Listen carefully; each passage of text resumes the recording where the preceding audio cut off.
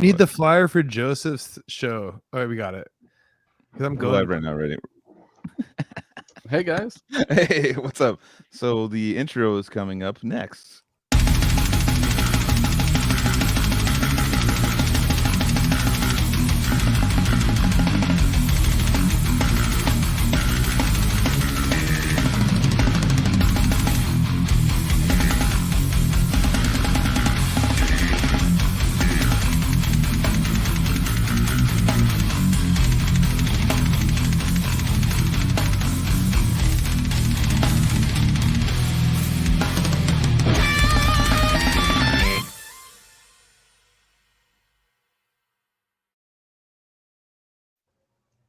What's going on, everybody? Cali Death Podcast back once again.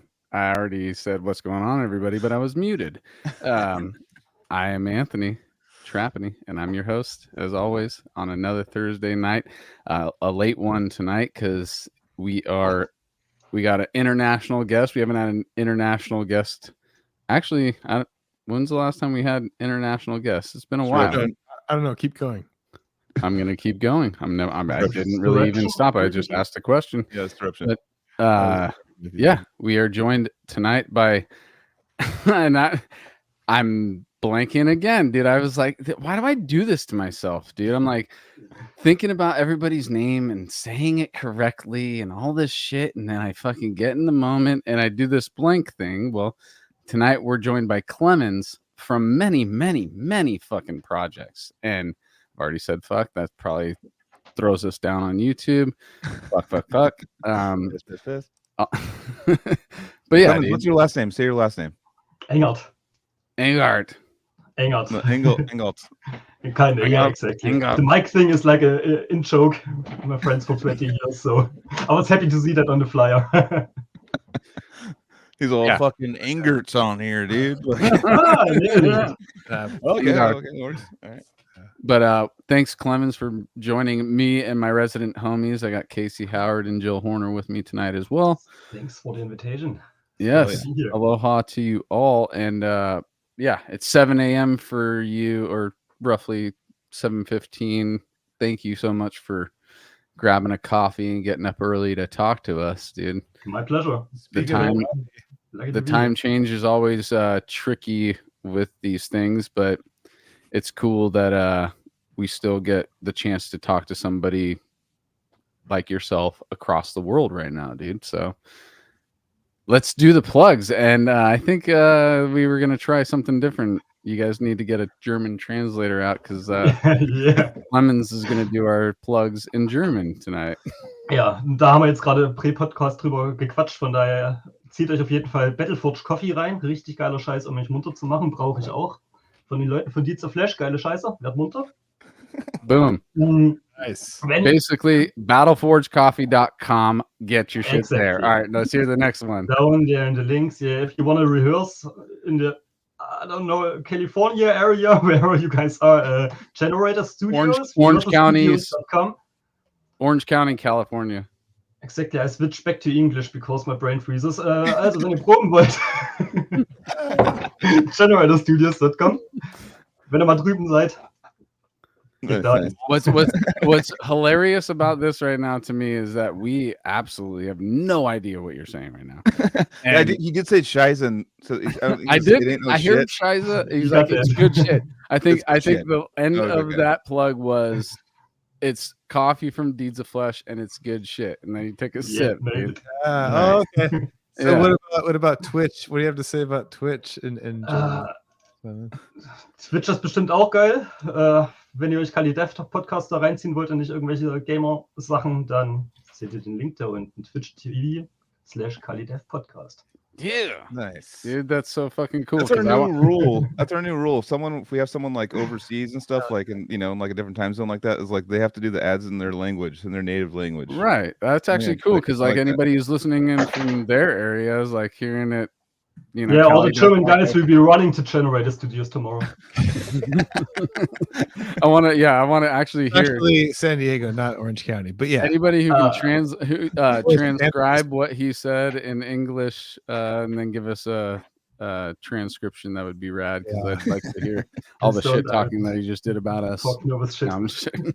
I know he's all like, "Fuck this shit." Fuck. He's like, "Fuck these guys." No. They're like, yeah, dude, thanks for the plug, man. Fuck, dude, you said Extremely Scheiße. früh aufzustehen. Look at this fucking idiot over here. I can do this all podcast long. Like, throw some insults in there. Yeah. Well, so we're gonna do the whole interview in German. Yeah, dude. Yeah, Oh, okay. dude. Joseph's. Are we gonna plug his show real quick? The Dreamer show. Who's Joseph? Dreamers. Oh, the professor. Yeah. The professor. Yes. Here we go. I'm gonna go tomorrow. I'll be Tomorrow. It's tomorrow, bro. Dude, I mean, it'll be Cali today is when on this- there. When this comes out, it'll be today, so August 25th. Oh, well, I guess today. Me and my nautical, my love for nautical themes. I love that poster. I love that. Sacramento. coins? Is there a coin on there? Nope, there's no. Maybe underneath that hood. There's no That hood that's on the octopus Inside joke. inside. But dude, that's really cool that Callius is on that too. So it's like some Cali Death love, some Twitch love right there. Dreamer. It wasn't their. It's not going to be their first gig. They already played, right? So, but I this think is so. what, second. Yes, they've or already third? played a show. But dude, anybody who doesn't know and you're in that area, get the fuck out there, Fullerton, because California, right? Where's that? That's close Orange to LA. County. This is Orange County. Tomorrow night, 7 p.m. Dreamer, Cyborg Octopus is headlining. It's gonna be sick. yeah, it's gonna be real sick. Lots and lots of shred. Sacramento band. From fucking Zenith Passage. That's his band, Dreamer, and Joseph, the professor from our show, is the drummer. And shout out to Nicole and Callius too. Yep, Nicole. Yep. It's all fam out there right now, so you guys go support for It's sure. gonna be a party. Anyways, I'll be there. Friday night, come on, Yes. you have Let's no listen. excuse. To rock and roll. And Clemens, you have a mad list of projects you're involved in, dude. Plug everything that you would want plugged right now. Yeah, like currently I'm in Profanity, so Hell yeah! Shout out Thomas, love you, dude. Hell yeah. best guy. Yeah, Infecting the Swarms and Intercepting Pattern. I have a grindcore band called Ignorant as well, and that's basically the stuff I'm active with at the moment. I have like one secret project that isn't out yet. Secret. Awesome. And then the intercepting Intercepting pattern pattern, group. Intercepting That's a pattern. fucking cool project that we want to start talking. I want to talk about tonight for sure. Nice. Yeah, dude, you give me a list of. You're a very prolific bass player. Not just prolific, but also very talented. Like I've sampled enough of your work to really understand that yes, you really know how to play that fucking bass, dude. And I like the range of styles of bands. Like we were talking, versatile's word that I used about Lil A too, but I'm just saying, like, anybody who has this giant, you can have like 15 bands that you're in, but if they all sound the same, then you know it's you're only playing, you know, one style. It's kind of like, okay, that's cool, but I like to see these musicians, especially you, like you being from Germany and the projects that you're involved in. I didn't really come across you until you contacted me, and then I realized that there's this whole world of stuff that I just can't keep up with, and there's so many sick people out there that I just can't keep up with. And you were one of those dudes where I was like, oh shit, this guy, he has so much cool music that he's been a part of, and he really, really can play. Like, why didn't I like catch wind of this guy until you know, contacted me? But I mean, that's just pretentious of me to say, because I'm not really digging for new music as much as I used to. So I'm like, why didn't I come across it? Well, you didn't fucking dig, dude. Like, I can come across Clemens eventually if I really dig, you know, like I used to.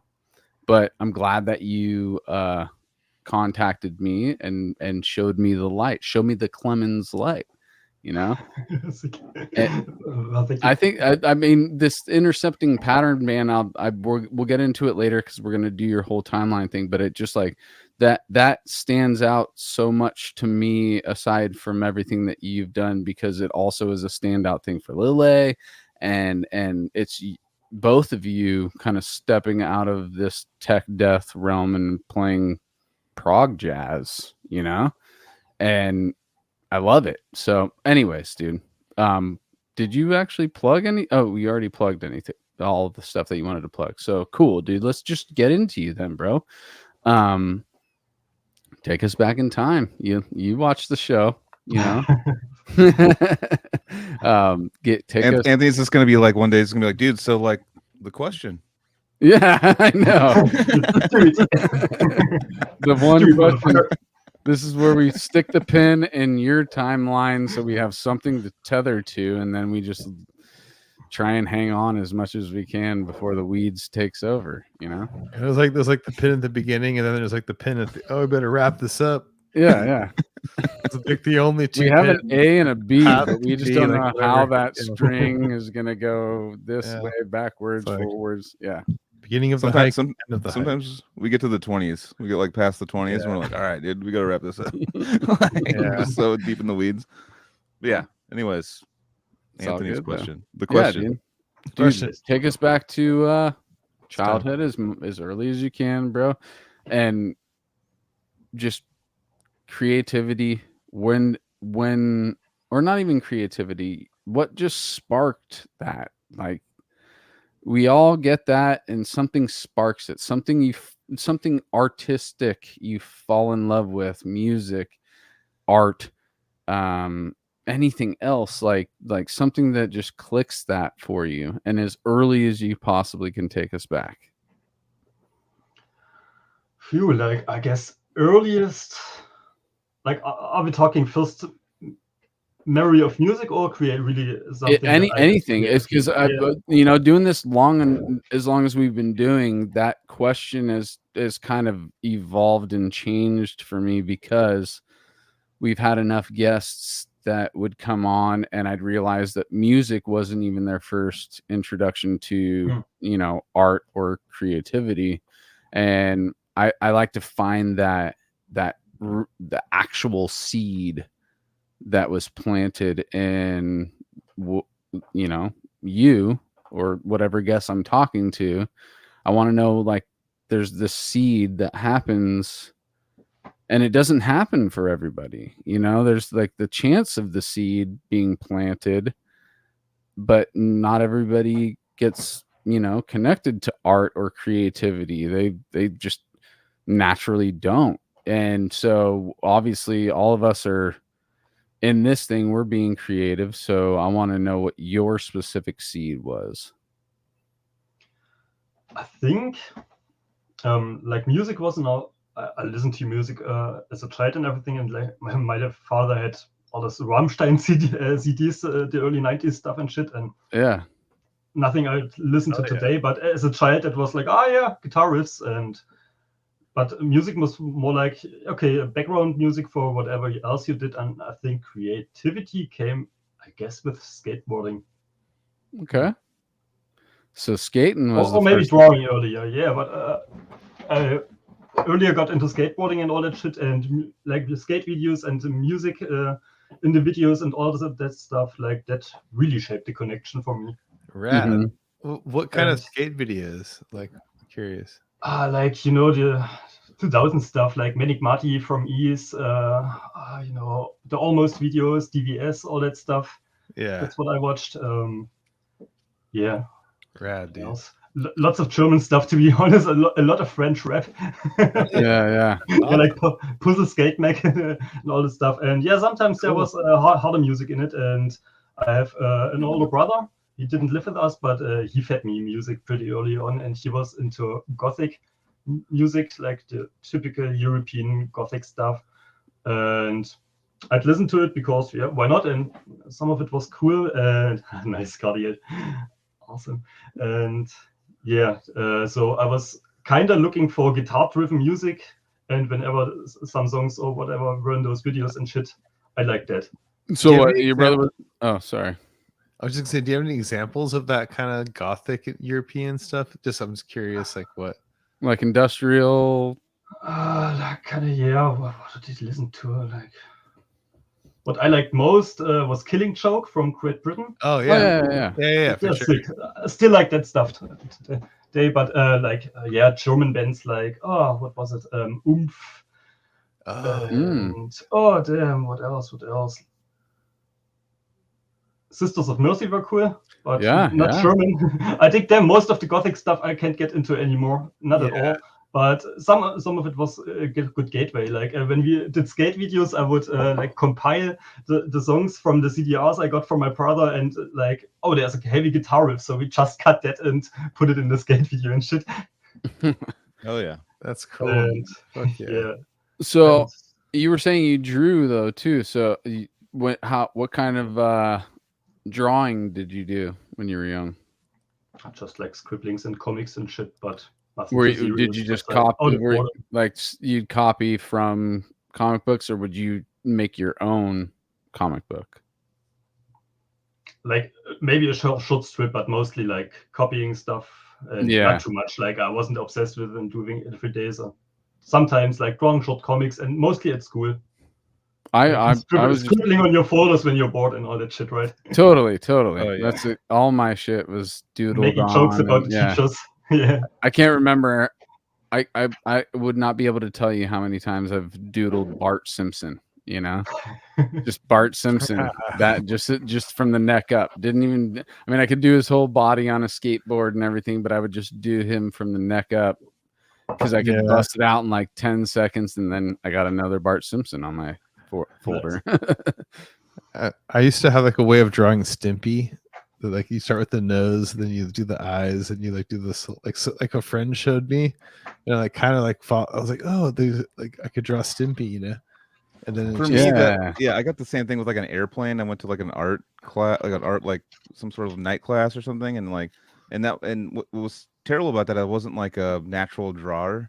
So like when I learned how to make like the two lines and like make the plane, then it became this only thing I could draw. It's like the only thing I drew was like, I know how to do airplane. this. Yeah, it's like learning how to cook like you you're stuck. You're just like, all right, I know for sure how to do this. I don't have the creativity to just go like, because of like a person's face. I'm just like, all right, eyes. I don't know, and they're just like not the same shape. And then like you go nose, like it doesn't look anything like it. But in my head, my brain's going like, all right, this is what it's supposed to look like. But on the actual pad, you're like, okay, so the Mr. Potato Head's getting drawn. So I guess.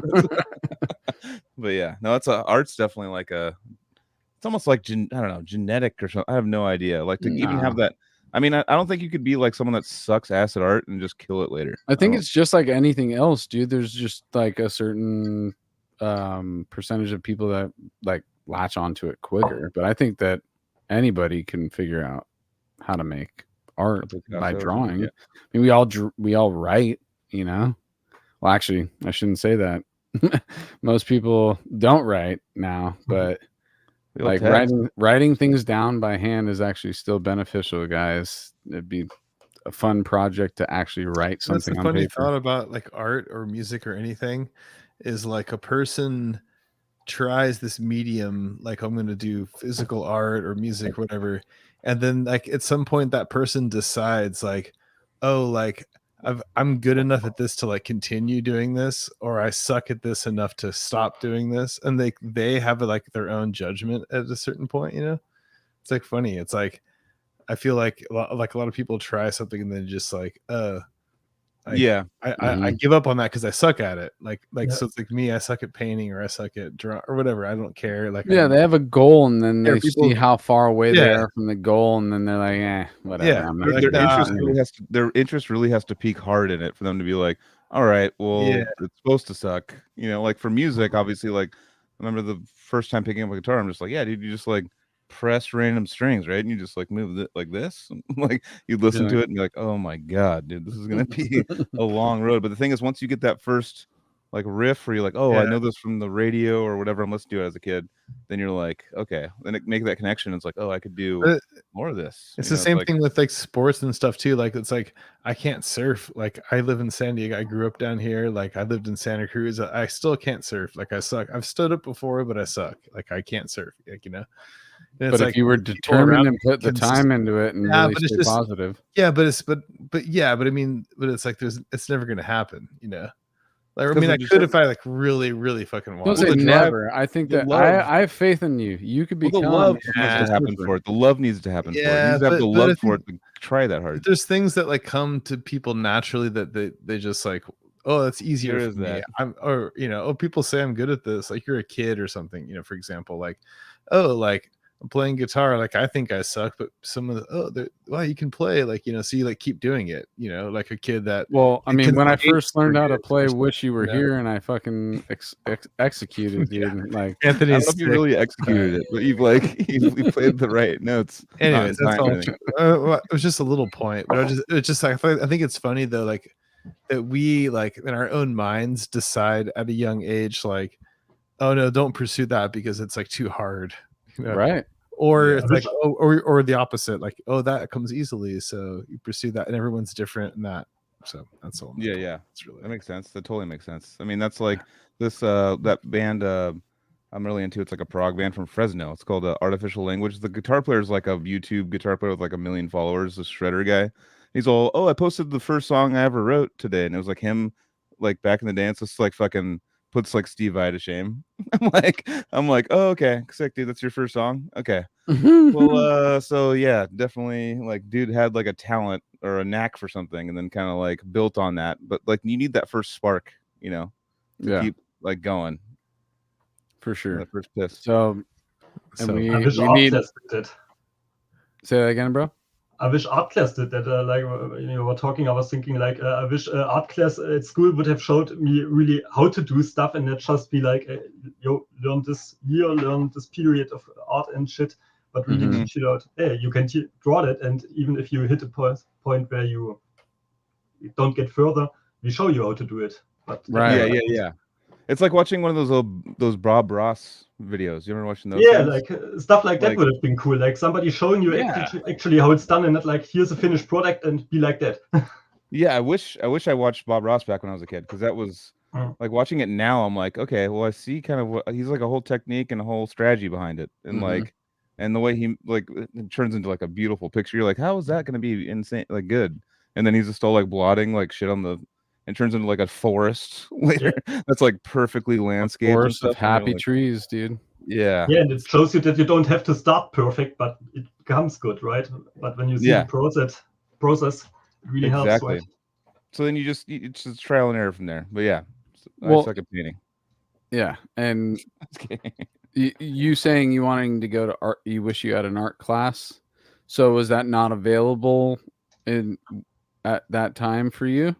Oh no, we had art classes in school. Oh, you did. Okay. It was just like, do something, and you do it once, you get a grade, and if it's not what the teacher expected, you didn't get a good mark. So, you're saying there wasn't really actual like interaction too much from your teacher. It was just like kind of by the book thing. That's what I was thinking about. Maybe I would have pursued art if somebody really showed me how it's done, and not just like trial and error as a kid when you're stupid. But even with the comics, you're still like, you didn't even realize it, but that's starting that snowball of art and creativity of just like doodling things, and then you start wanting to make things. So you're talking about your brother introducing you to music and your dad listening to Rammstein. So by the way, I want to know how old you are.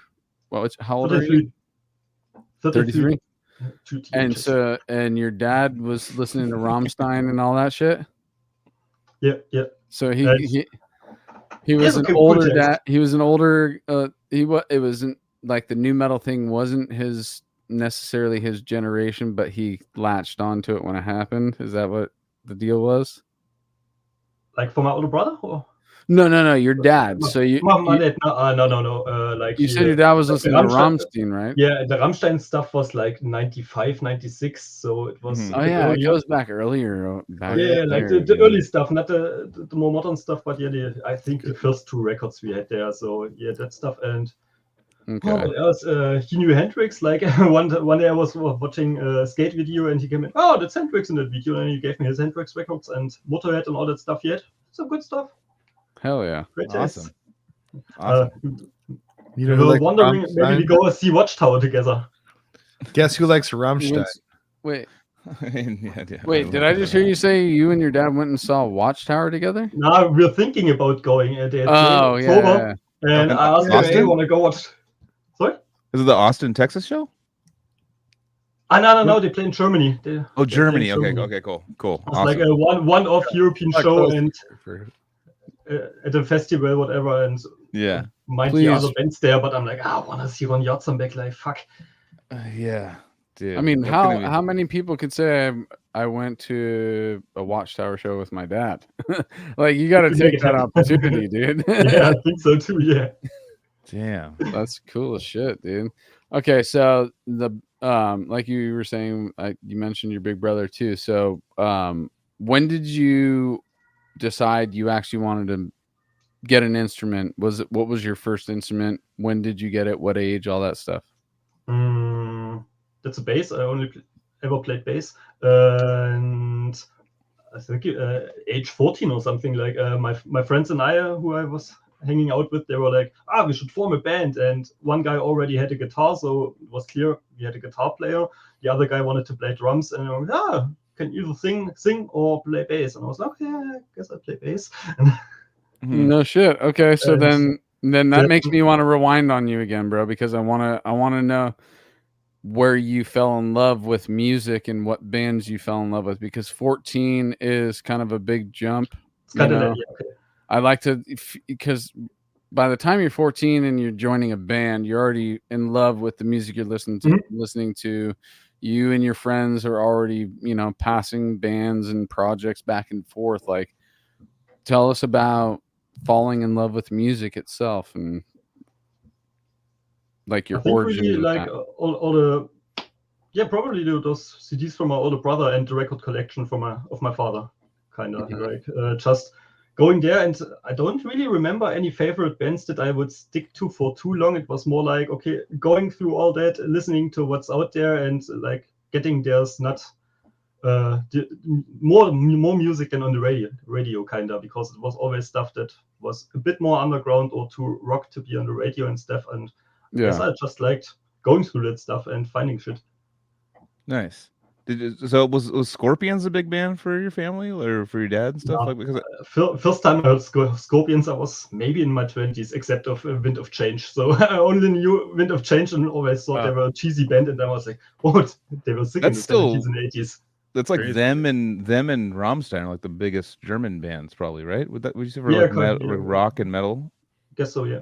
Yeah. Because I mean, I had kind of like a resurgence of Scorpions probably about 5 years ago, and the guitar player is fucking great, dude. He's like I remember just like trying to learn this. I was like, I like ones that are just like Uli Roth. Dude, he's so good. I was like, such a great song, right?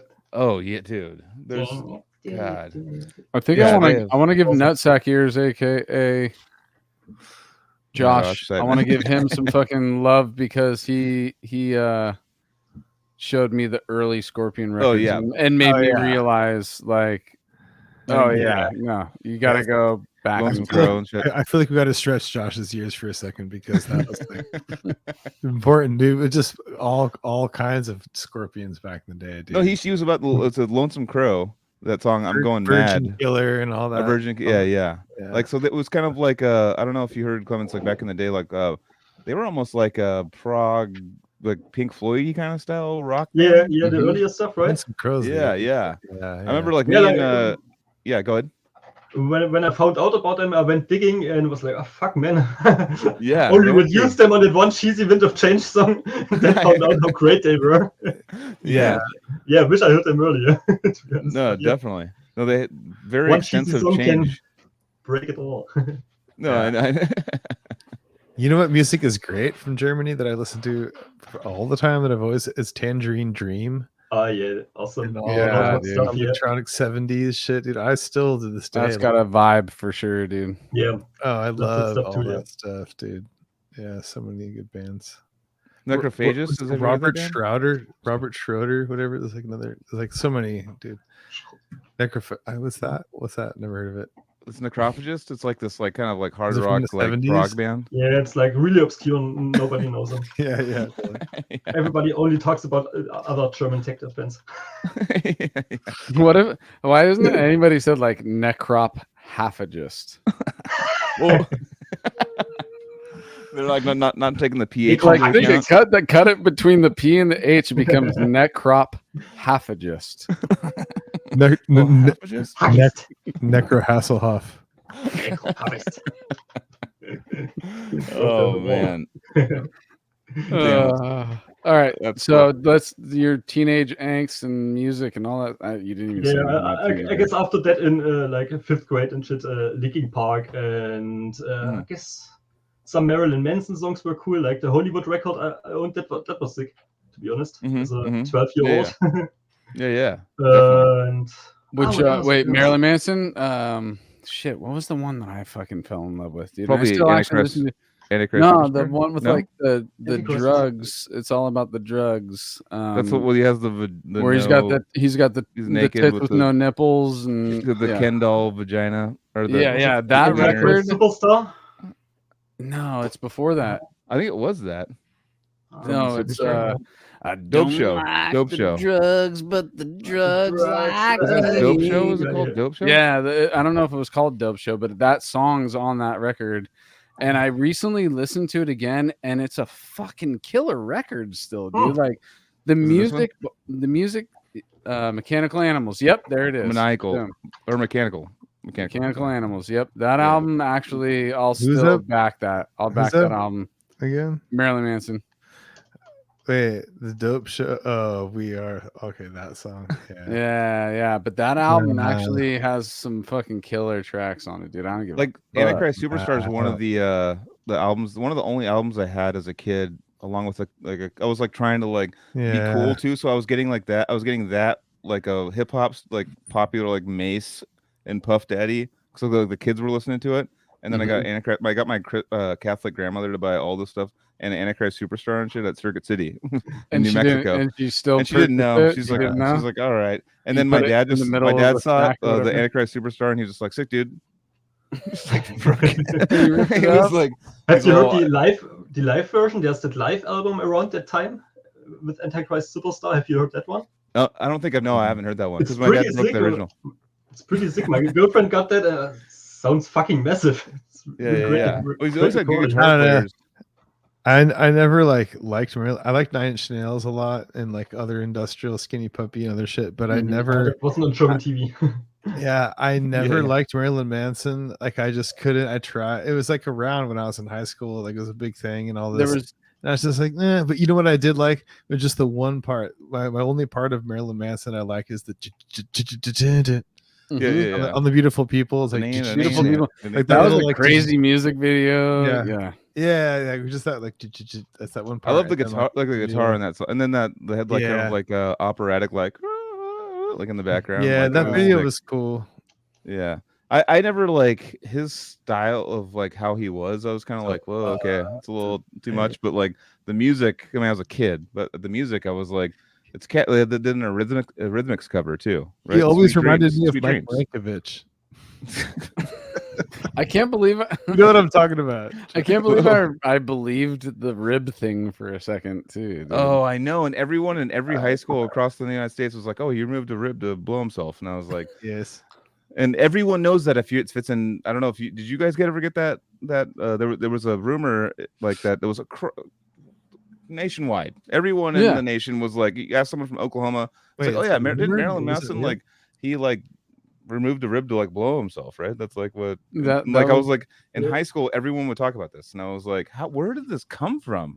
There was no internet. if Like everybody's really. saying it must be true, you know? Like Doesn't someone took even a sound plane and true. just like to every state, just like, dude, this happened, this happened. Like there was no internet, there was no Twitter, there was no Instagram, there was no like, and everyone knew it. And I was like, huh. Yeah, the logic behind it is so funny because somebody would have had to like witness it and then pass it along, and then that would have to spread across the fucking world. And it's obviously not. Maybe true. he tells it when he's on coke. Cognizance, and then So he tells it goes every its day. rounds. Yeah, I mean, actually, if you do Seems like a enough strange coke, guy. Maybe. if you do Yeah, enough yeah. coke, you will tell somebody, you know what, fuck it, dude. I'm gonna take a rib out.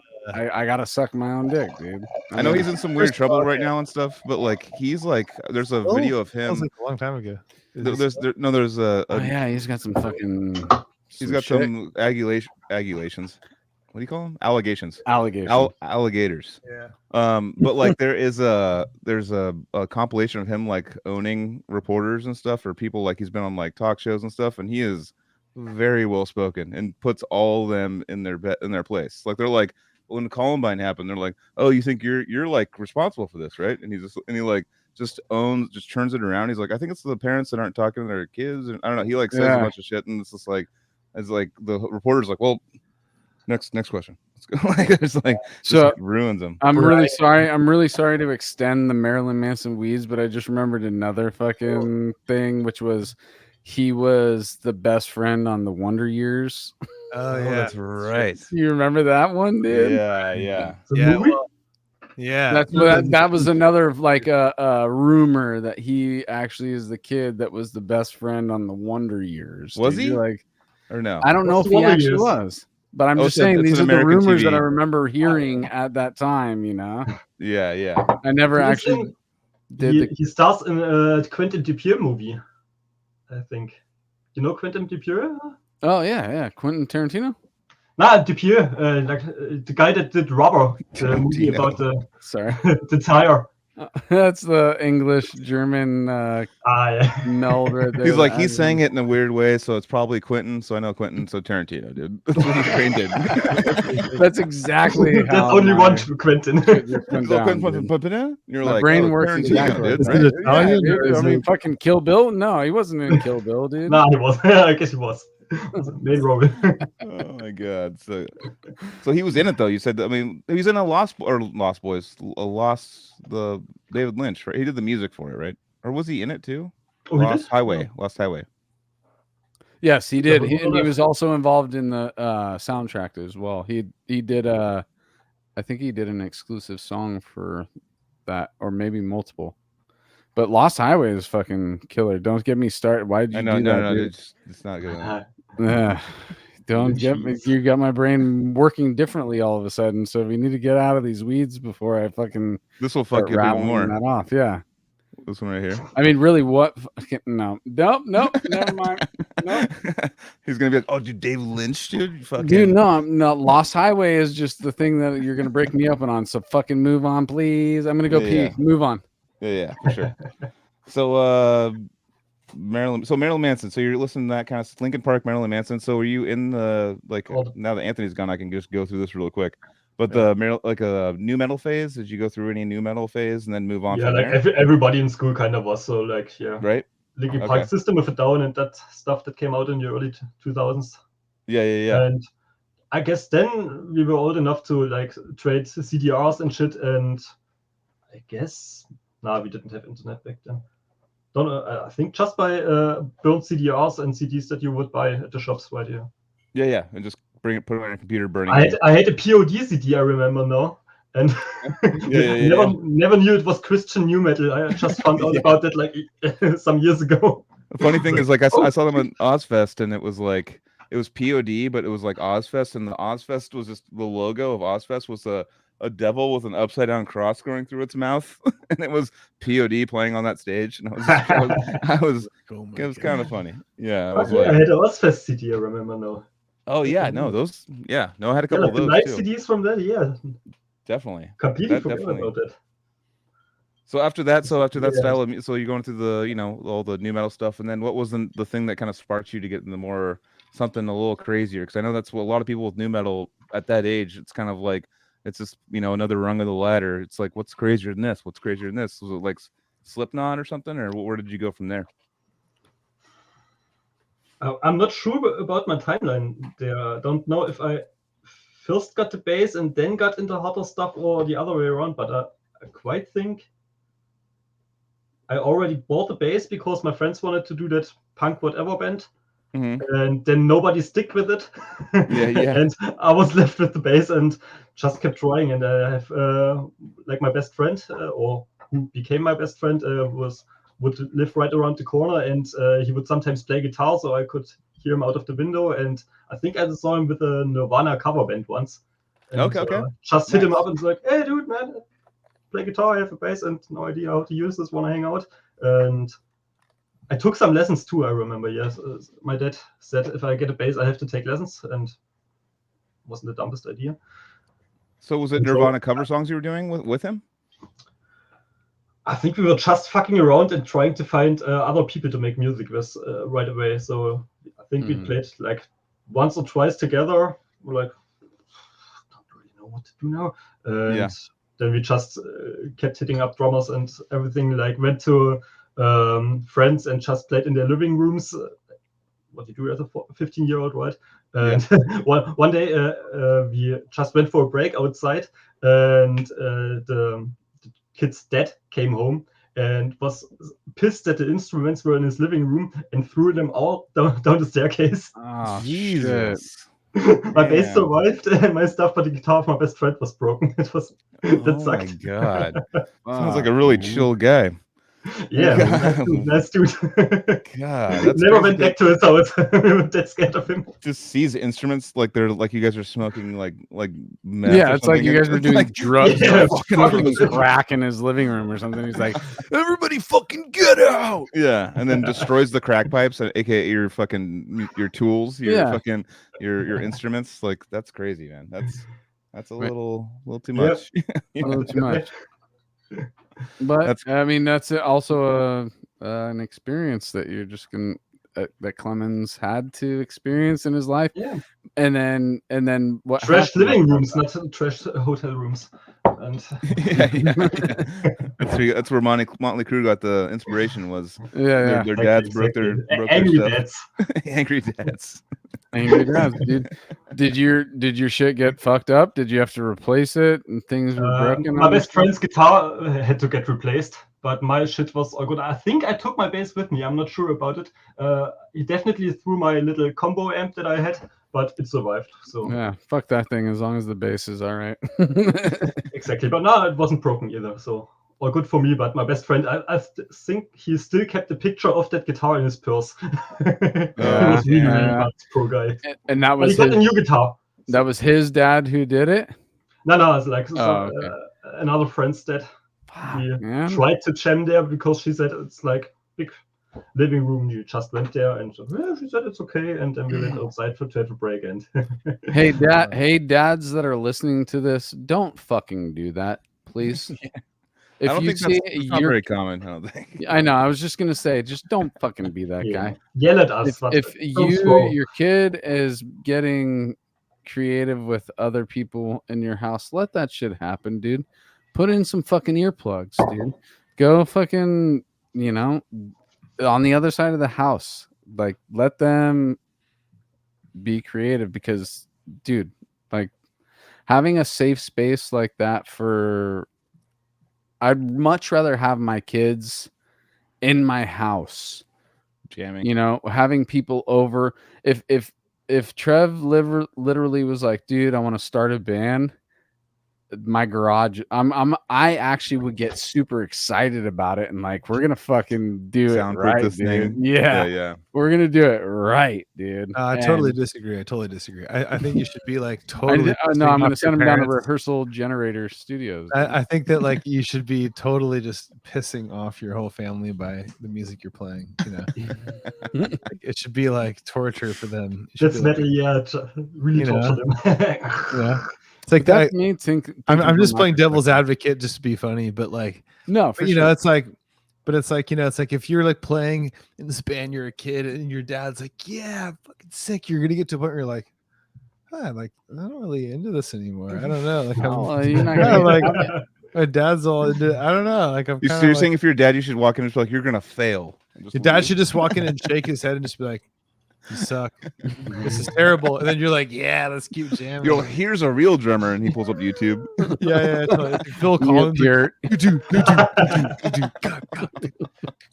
Which, by the way, Phil Collins is a great drummer. But I'm just saying, Yeah, I know, but that's a dad. That's a dad drummer to It's a pull up. dad Though. drummer. I've seen it. Like, I used to teach a lot of music, and like sometimes, I mean, it's not that the kids don't like, but they get to an age where they're like, they're teenage years, and they realize, oh shit, like my parents, they're all rocking out to Nirvana, and then the kids are like, I need something different. I need to put on that like Drake shit, and then the parents are like, oh god, turn that off, and then the kids are like, yeah. Nah, I Whatever mean, I comes up. understand what you're saying, but I I'm agree with saying where I'm Yeah. at is I would want to just create the space, and then I'm not going to be involved after that.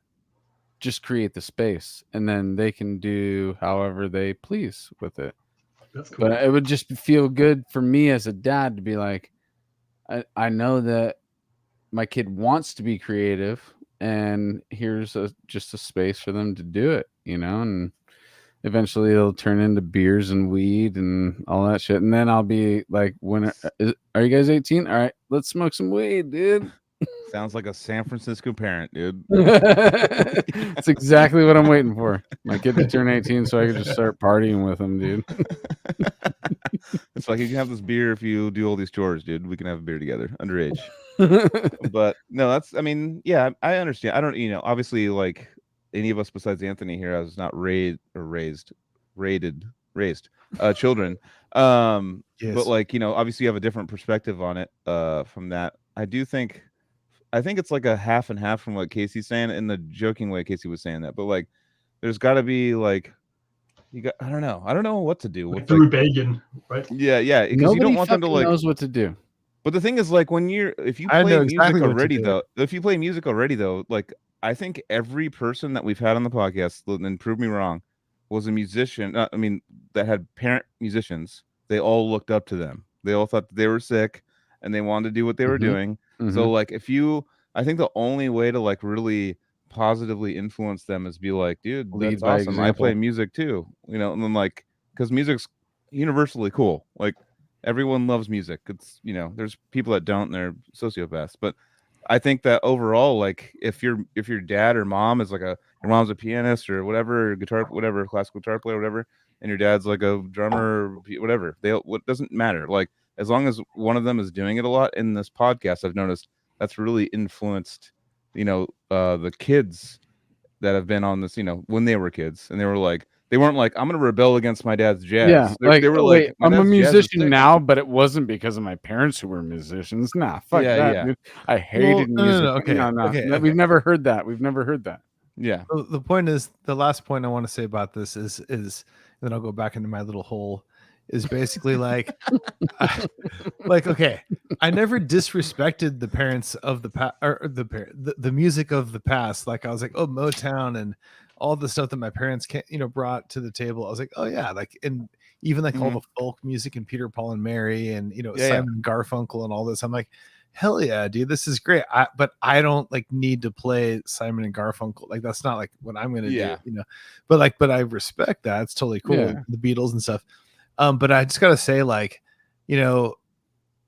like playing, like, say, like jamming odious stuff back when we were in high school, like with David, like in front of my parents, like, here's our first song we wrote, and them just watching us kind of just bobbing their heads, but really confused, like, we don't like this, like, at all. Or my sister like having to leave all the time, where we would jam, and just like, hey, can we jam, and just pissing everybody off, like, kind of like made it super fun in a weird way. And then like years later, like, being like, oh, I'm just teaching guitar now, and me and my friend are going to play like Hotel California for my parents, and it's like, this is like 10 years later, and they're like all like excited, like, yeah, I remember And the it's like song. I've listened to it way not as cool of a 300 feeling times. as playing, death metal in front of your parents. Like it's way more But fun. it's cool. That's a good point you make, because it's cool that you played the crazy death metal in front of them, and then you play a song that they know, but like you do well at it, and they're like, "Oh shit, you're an actual musician. I thought it was just You're making like, oh, noise." that was true too. They thought Yeah. exactly like, oh, you could actually play music. I didn't even know that. Yeah, Yeah. It's like, I don't know. all right. And then the last thing That's I a know, lot. we keep adding to this, and Clemens has not spoken in a while, and I'm sorry That's that we fine. keep. That's fine.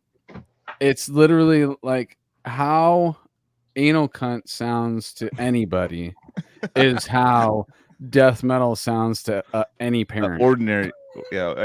Like Ordinary when people. you play, even if you were to play Suffocation to our parents, there's a barrier that it won't be able to cross to where it just sounds like anal cunt.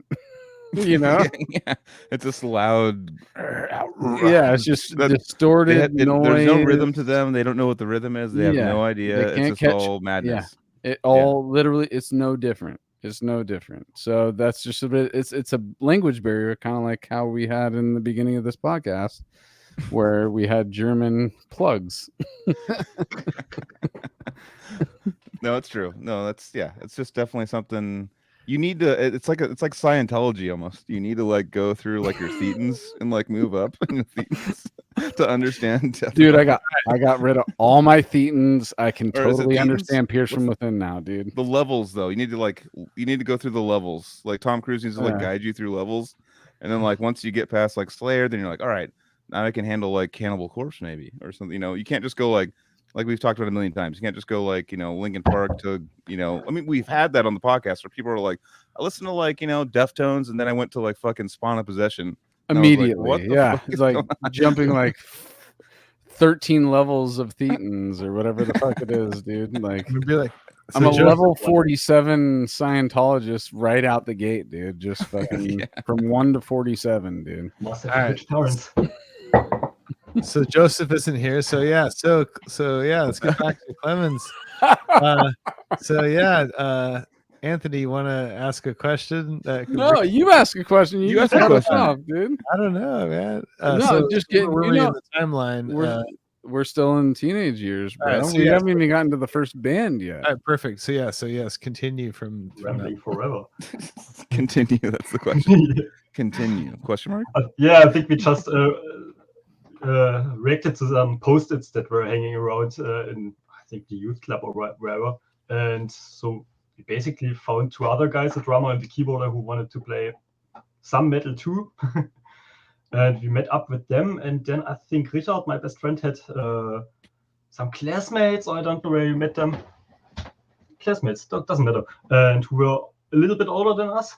And suddenly we were a 7-piece black metal band, and I don't a 7-piece black metal band just out of nowhere just appears, dude. I remember I think we did a rehearsal in our youth club, and basically it was first meeting them, and was we play black metal, and then the keyboard guy did some shit, and so a 7-piece. So you got a keyboard player, all the shit, all the awesome shit, like everything. A black metal band doesn't need 2 singers, all the local band type shit. We have another friend come in. There's 4 drummers and 3 singers. Yeah, the keyboarder would always bring in the girls he tried to date. So hey, you can sing in my band. Oh god, some female vocals. But it all never happened. So I think we started playing some shows, and it was actually cool. Like in my hometown, we have quite a big black metal scene. It was like the first East German band where Mayhem played in 1990. Oh shit! First or second, I think. So yeah, so we had quite a big black metal scene and stuff. And by that, I guess we slipped into that scene, and that was awesome, kinda, because from the age 15 on, we were exposed to all the underground shit. That was great. Yeah. I remember one CD. I remember this one. That's the best shit from my hometown, Debased. Oh man, I love underground shit, and that looks underground as fuck. And now you're talking black metal, and that makes me excited too. So I but this is death metal. This is death metal. Okay. Either way, I thought that was the black metal band. But so that your first release you were on? No. That's the first death metal album I ever heard, and we were like, I think that was even before we started that black metal band. I just remembered it and wanted to tell. It was like we heard it, and it was the guitar teacher of my best friend, and that's his band. And he let's see that. Let me see that one more time. I want to see that. Devast, so is his user. Okay. Damn, dude, never seen that. That makes me. So is it what style is it in? Like, who would you compare it to? It's like a bit malevolent creation style, kinda. Mm-hmm. A mix, like a typical German thing that every song is a little bit a different micro genre, but there's some really great riffs on there. And I remember we sat in the room of my friend and listened to it, and we were like, okay, that's adult music. We don't understand that shit at all. It was like way too much for us. But it stick because it was like, okay, once you're good, maybe you can play death metal because the guitar teacher was doing that shit. And we were like, okay, right. That's probably the goal where we have to go. And so when we got introduced to our black metal scene and stuff and started playing some little shows locally and stuff, there were always the older guys, of course, like we would constantly pick the older guys' brains, what good metal they knew. And there were like those big CD stands where you could buy CDs for €5. So I think I bought Misery Index, the Retaliate album, the Dying Fetus, Destroy the Opposition, and Pig Destroyers, Prowler in the Yard.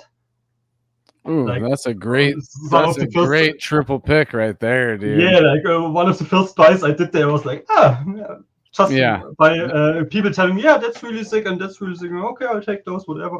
And that's crazy that you picked Misery Index and Dying Fetus, and you know, Sparky was the common denominator there, right? Yeah. Love his lyrics. To be honest, I'm a little bit sad that Dying Fetus doesn't have Nathan's lyrics anymore. Yeah, but Prowler in the Yard too. That record right there. That's a kick in the face when you discover Prowler. I was dead scared of Prowler in the Yard. I remember coming home a little bit drunk and listening to it, and I was like, "What the fuck is that?" It was a great experience, but really scary. It was great. Literally got scared from Prowler in the Yard because I had purchased that record. Yeah, that was scary as shit. But at mid record or close to mid record, there's just a J.R. Hayes acapella that happens. Yeah. And he's screaming, and if you're not, I was dozing off to Pig Destroyer, which is funny to say, like I was falling asleep to them, and I was just violently shook out of this half sleep that I was in from this JR acapella, and it was something that sent shivers down my spine, very involuntarily and genuinely, and that is actually when I fell in love with that album. Like, this is something that totally fucking jerked. It just sent some crazy electricity into my fucking reality for a second. I'm just like, oh fuck, okay, pay attention. Yeah, same for me. Drunk after I bought it, like, man, it's a whole experience. It's not just like the other stuff that you listen to. That it's cool and you listen to it and it's fine, but it really was like a horror movie from the intensity. That intro is just so some of the creepiest shit. If you really read the transcription and listen to what they're saying, it's one of the creepiest things that's happening. I've never heard, like, Cannibal Corpse can be talking about coming from their dick or whatever, but it doesn't matter when you coming from their foot. Coming on whatever, coming blood from their dick. That's what I meant. Okay. But then you hear that intro. Jennifer wrestled her friend playfully to the ground, and you're just like, wait, what? Jennifer's wrestling her friend playfully to the ground. Yeah, it's much more playful language, right? Yeah. And then you get into it, and she's like licking her eyeballs out of her sockets and shit. And you're just like, whoa, dude, what the fuck? What the fuck is really going on in this intro, dude? I mean, that album still just to this day, I was peeing, but you guys like talk about the artwork. The artwork of the album. One of the most artwork is straight to you. That still scares cover me. art I don't like it. It scares me.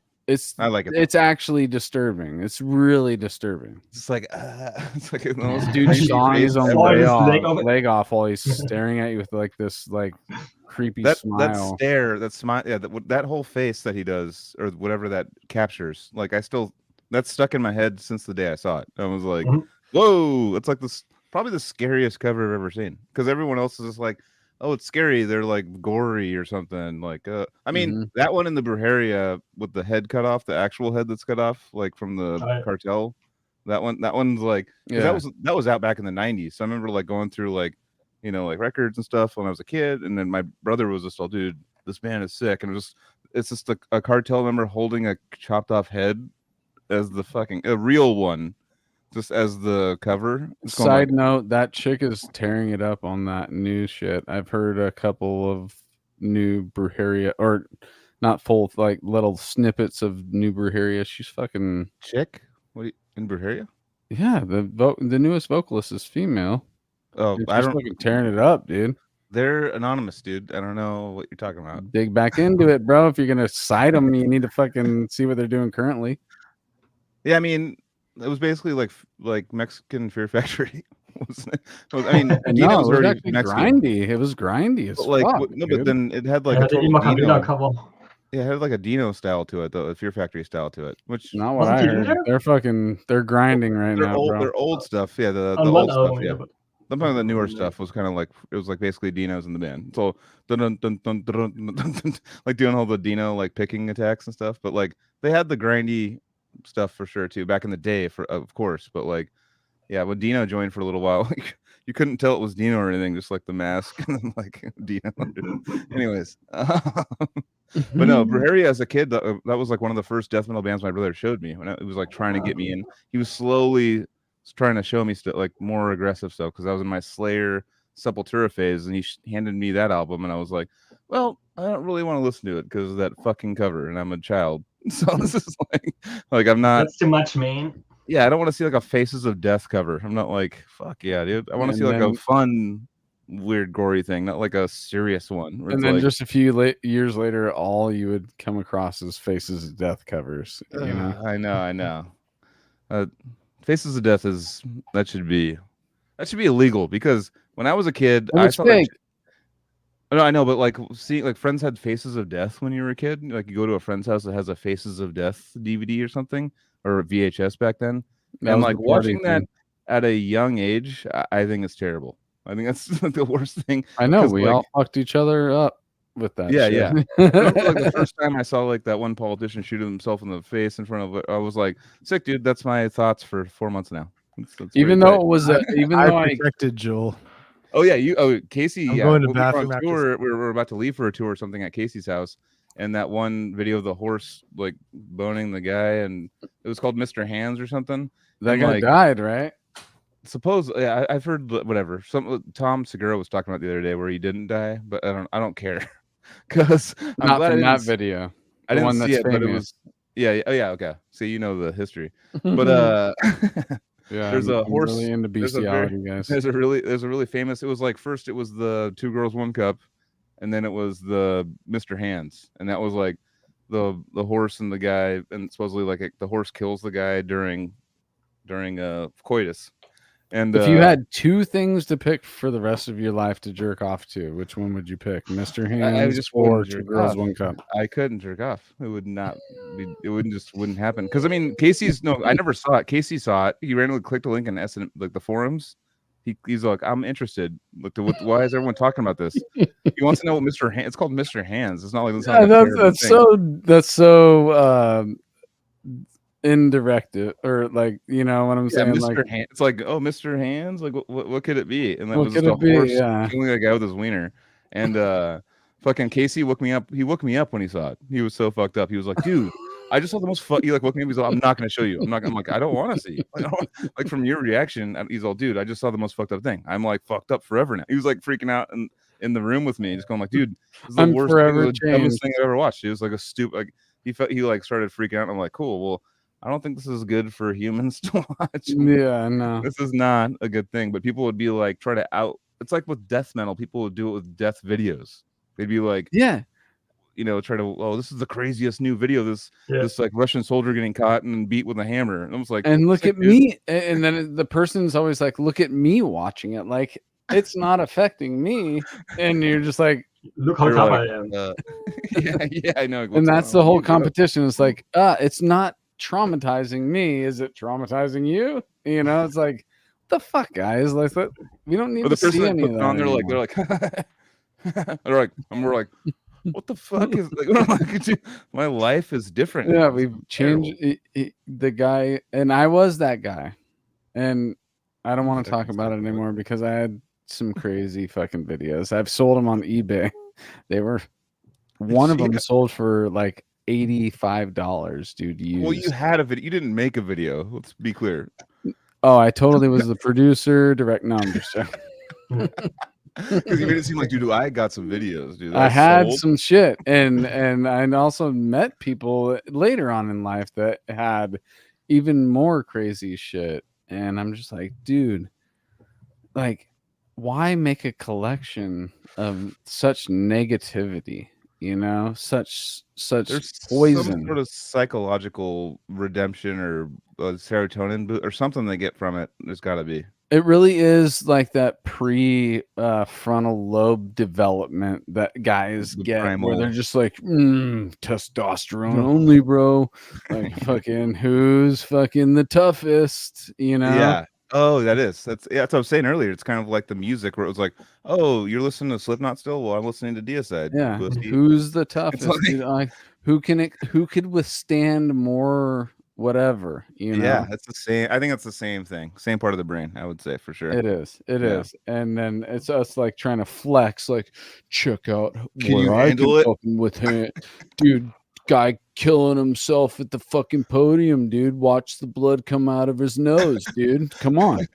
No, don't look away, dude. Just fucking watch it. yeah. You know? It totally so is. stupid. It's so It's like fucking the same stupid, as like joining dude. a fight club, kind of. It's just like, all right. It's like, ow. It's like, oh, it hurts you, dude. Dude, don't fucking ow. Get the fuck out of here, Yeah. dude. It's testosterone. Okay. It is. We got it. Yeah. We're all fucking dumb fucking apes, dude. That's all we are, dude. We figured it out just on live on the podcast what it is. It's metal is the same thing as those people that showed you the extreme videos. Metal is actually, I think, different because I think that metal is a way that you can actually like metal has some art behind it, right? And some more productivity than just showing videos, right? Yeah. Exactly. You're showing other people's stuff, you're actually creating something and you're being creative. It's not just like, hey, cut off head. Unless you start cutting off heads. But I hope you don't do that. So, hey, cut off head, dude. Let's go. Yeah, dude. What'd you have for dinner, dude? You know? I know. No, I think that's true. It's a better outlet to like take out that extreme energy, which I think is the same vein. It can go either way. It could be like showing people, like what you said, like showing people a crazy video, or it could be showing people a crazy Maybe we all play death metal because we all saw those cases of bullshit and stuff and started, Carcass has the same, but we have the positive release in it, right? I would love if death metal was big enough where we could do like a study on like if people that have seen that kind of shit when they were young, like the percentage of them that went into death metal. Like, whoa, dude, you might be right, dude. Like, it might be true. It definitely makes sense. Like once you're exposed to certain imagery, whether or not you fully connect with it at the time, you might come across it again and be like, oh yeah, that was actually kind of cool. You know, you end up finding like the cooler parts of it. Like, yeah, dude, fucking hacking people to death is actually kind of cool looking when you look at a Mortician record, you know, or something like that. It makes it like softens it for you to kind of be yeah. After the traumatizing moment, like then maybe it's a protection thing that happens with our brain that we make it a little more fluffy and soft when we see it again, you know? Yeah. And then that's maybe, dude, we're fucking breaking some shit open. Why is there's so many like horror comedies, you know? Yeah, Like- yeah. Oh, like- yeah. It's like a protection for the comedy part. It is. It's totally like we're gonna give you some fucking brutal gore, but there's gonna be some comic relief, you know. Yeah. And I think that it is like us wanting to get as close to being traumatized as we possibly can, but then being like, we could pull that back now. Yeah. That's look at how funny that is, dude. Look, there's no way that much blood would come out of his eyes right there. Come on, dude. You know?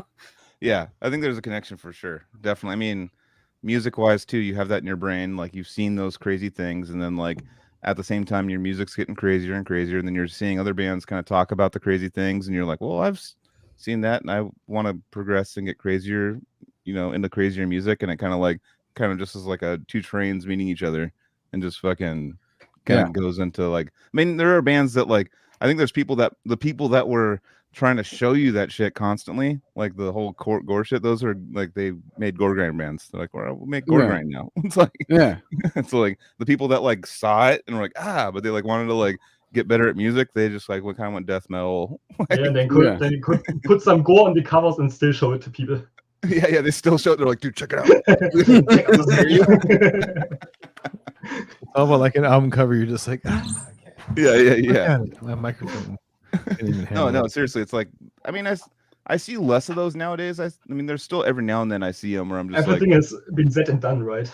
Yeah. Like, by the end of the 2000s, it was dead. Yeah. Everybody did everything, and all the awful shit that could happen to a body was already on the cover. Yeah, exactly. I mean, Exhumed and and Carcass and all that stuff that we're talking about, like that all made its impact on me when I came across it. And then like the county medical examiners. Do you guys remember that band? Yeah, definitely. Where it was actually a guy who was a county medical examiner in the band. And it was totally that like gore grind shit, stuff, and like you'd buy it, and there was like blood in like an actual, like not actual blood, but like fucking like a squeezy like liquid in the CD, and like a scratch and sniff of like dead body. And the funny thing with that too is like that's hilarious, like for us, but like. To watch us like laugh, go like, oh shit, this is sick, and then show it to someone that has never seen it before. Dude, it would be traumatizing, dude. They'd be like, wait, this is actually like you can purchase this. That's like, we need to call the police, dude. All three the best pathologists. Damn, it's like there's like all kinds of people, like your family and your parents, and you could be like, and they'd all just be like, oh god, oh yeah, whatever. But like try showing it out to your new girlfriend or like your new significant other. Like how am I gonna explain like, okay, here's my CD collection. Here's this band, here's this band Incantation. And here's this CD that I have that there's only 666 copies. I think I have like 278, but there's smeared goat's blood on the fucking actual, that's what they say. It looks like dried blood, guys. I have a CD. Is it black? Because it it's brown. It's a brown streak that's across the inlay. CD inlay. It's not red. It's literally like looks like dried blood. And Joel had something to say. How do explain it to someone that doesn't understand, like a significant other? I mean, you just have to kind of do a mini podcast on them. You have to be like, okay, well, you've heard of Slipknot, right? You've heard of bands like this, okay, like when you play an instrument, or you're into an instrument, or you're into the music, you kind of, it turns into kind of like and I've seen this with like pretty much everyone that we've had on the podcast at a certain point where they're like, and I've already said it earlier, which is like, all right, this is crazy, what's gnarlier?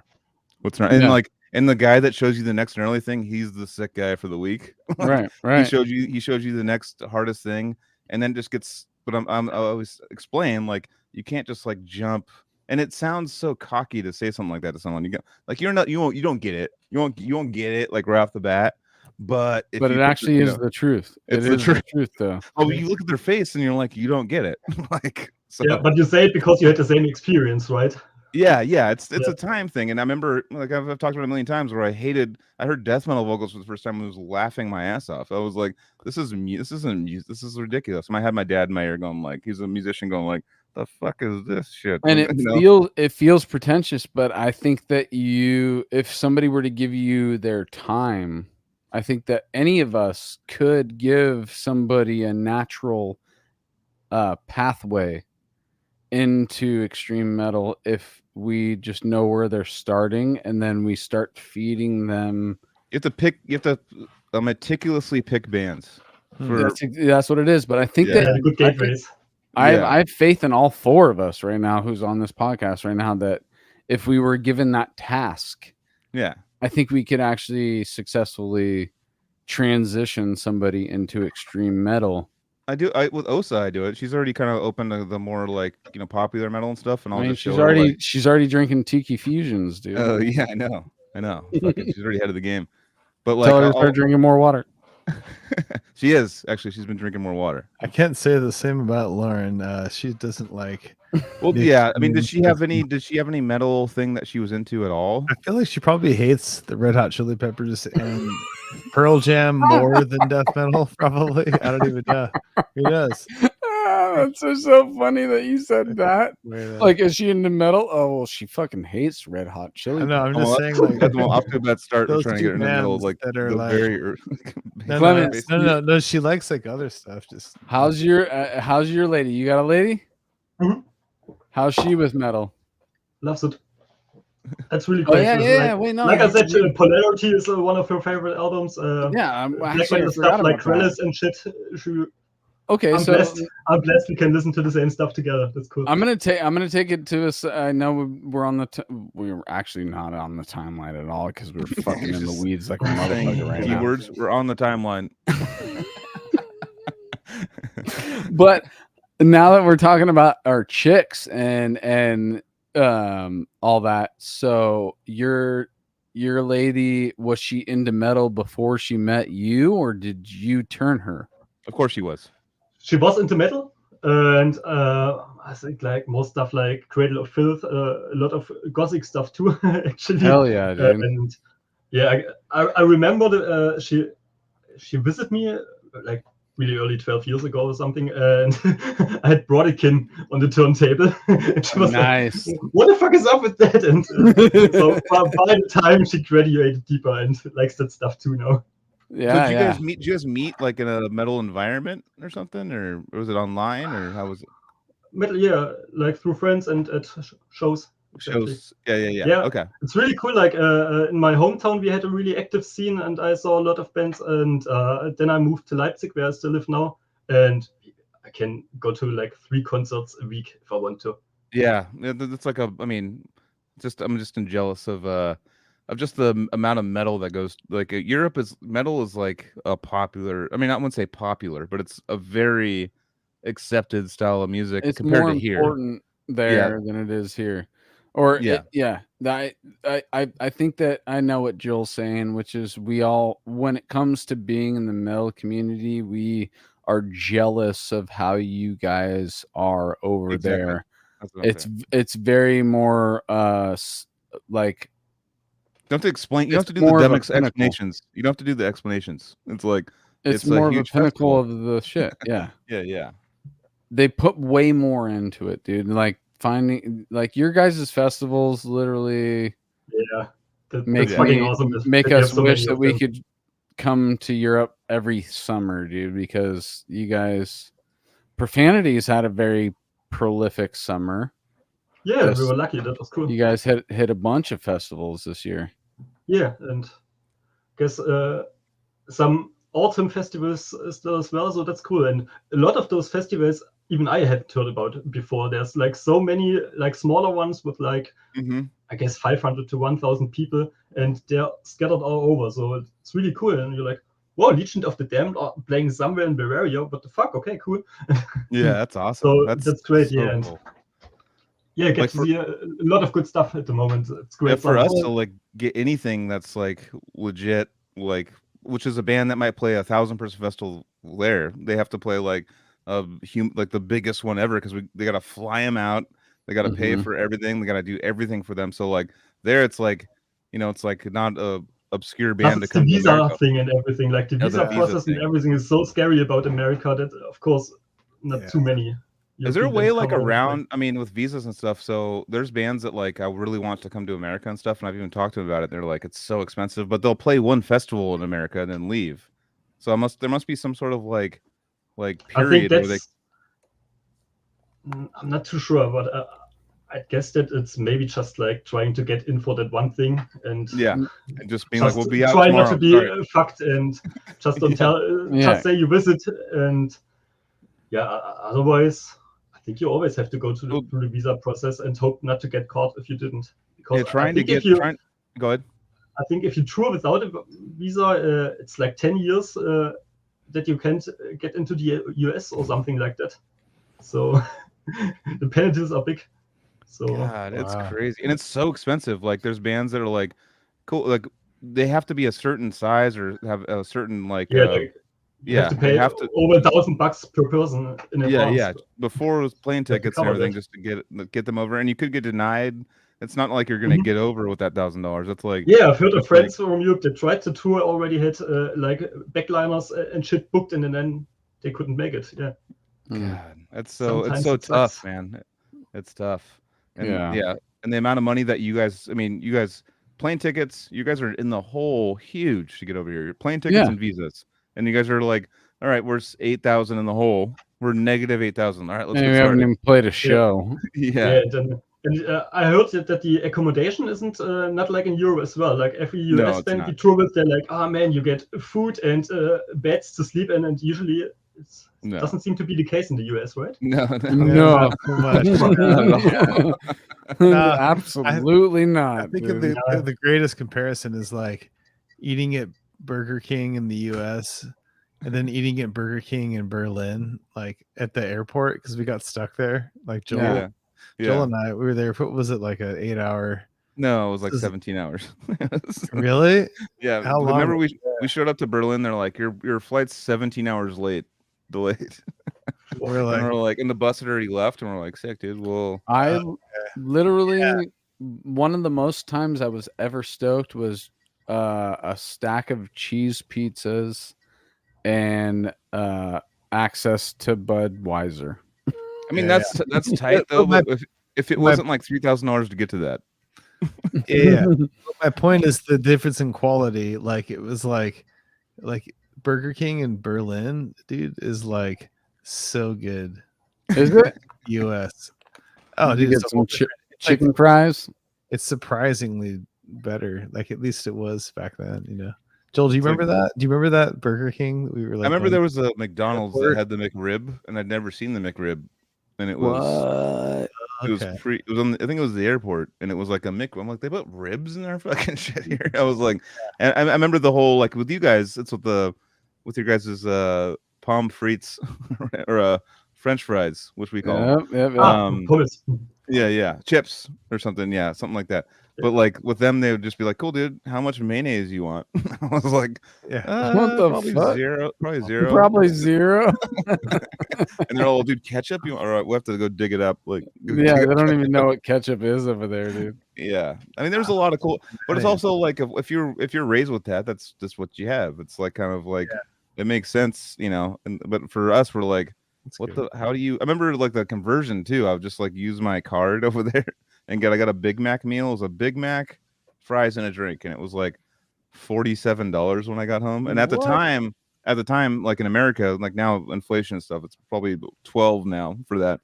But like back then, it was like $7, $6. The trade across was that crazy. And then there was like fees, international fees. There was like all this stuff for using credit card and shit. Okay. And I was like, whoops. And but we have like 7 different currencies in our pockets because we've been hitting all these countries. Going to all these different countries. It was like hard to have we had euros. Then there was like you could only spend euros in certain countries. Mm-hmm. There was kronar. We had crowns. We had all the euros.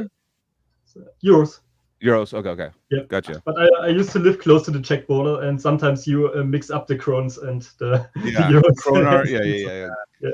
there's all these different. That's like sick. There's 9 different countries' coins in my pocket, and they're like dollars. They're not pennies. Like Yeah. they're like for us, like our change is worth like not that much, but like there's like dollars of coins out there. You're like, fuck, this is like a good coin. Right. Keep this going. Yeah. And I'm not saying everybody's like this, but a lot of times we've like going up to Canada or whatever, you deal with promoters, they don't expect you to know the difference between the Canadian dollar and the fucking American dollar, so they try and like swindle you a little bit because they Oh yeah, they're just well, they want you to pay in expecting American. They want you to pay Yeah. American because it was at the time in Canada. I mean, it still is, I think maybe, but at the time, like American dollars were worth more than Canadian dollars. So they're like, you'd pay them in American dollars. They're like, fuck yeah, dude, keep going. Like, it's like 25% worth more than our currency. So it's like, give us, because they'll just take it and be like, cool, and we'll give you Canada back, and then it's like, and then they just expect you to be like, oh yeah, dude, numbers, dude. Yeah, I can keep track of numbers. And then dude, with you fine." guys too in Germany, is it the same way? Because we, I know that we have friends in like Ireland and stuff out in the old across the seas. Yeah, and like I mean, just with the alcohol, the hard alcohol there, it was like even in places like a French Canada, it'd be like, oh, a bottle of Jim Beam, which is $12.99 here, and be like, yeah, that's $74 American dollars. Because like, is it the same there?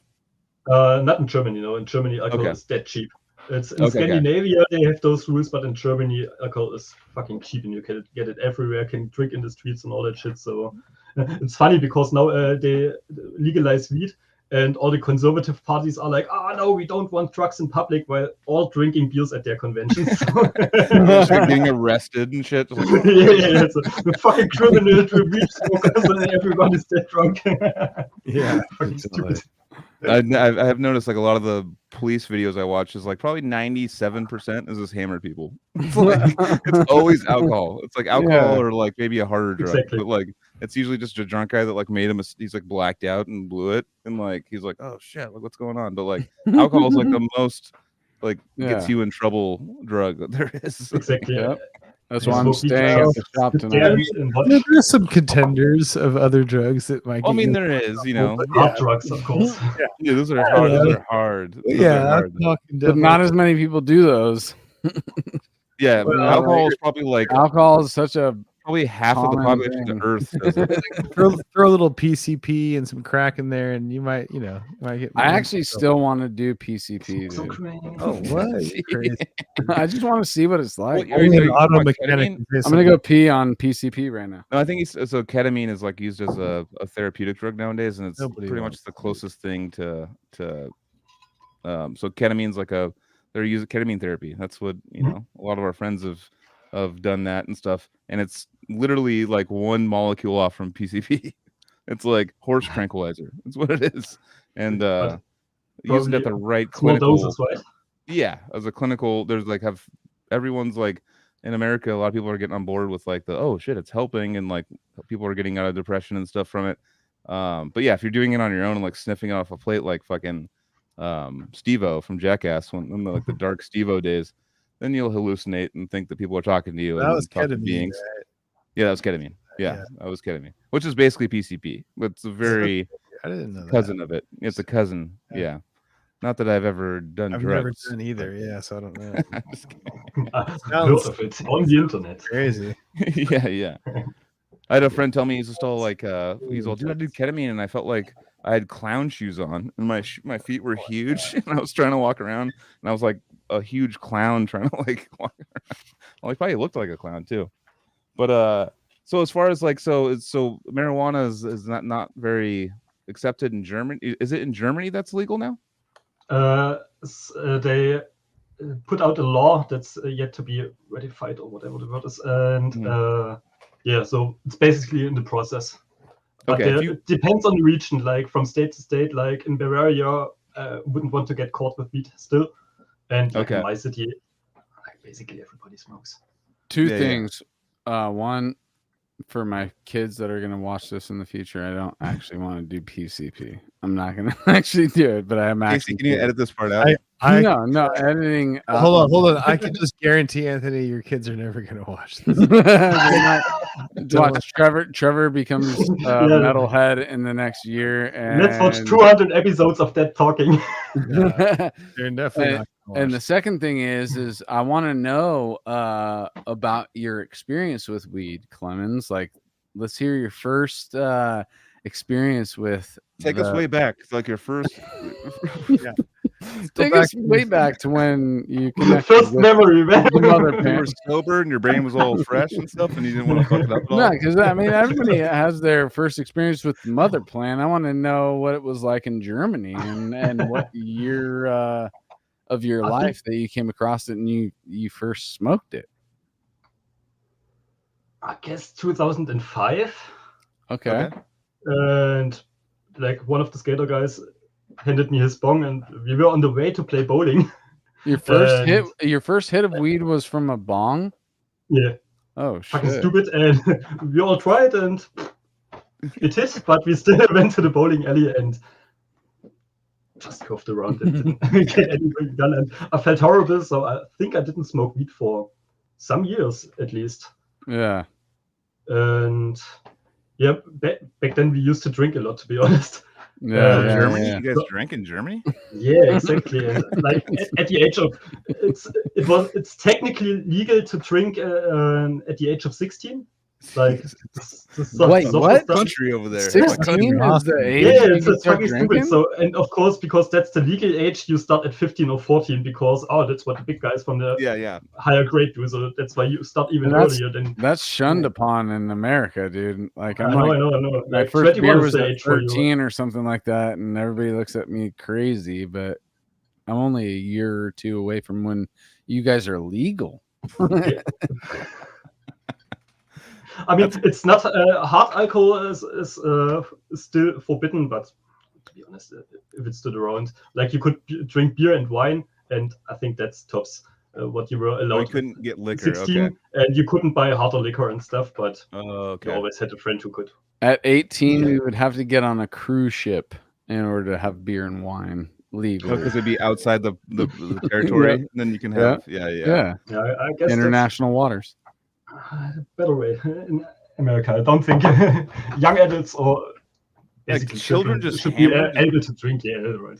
Yeah, hammered children. I mean, also I think on my 15th or 16th birthday, I puked on our on the balcony of our neighbors. I mean, I did too, pretty much. But I mean, we were hiding it. Well, there's people like like you said. That's the worrisome part is that if you can get it at 16.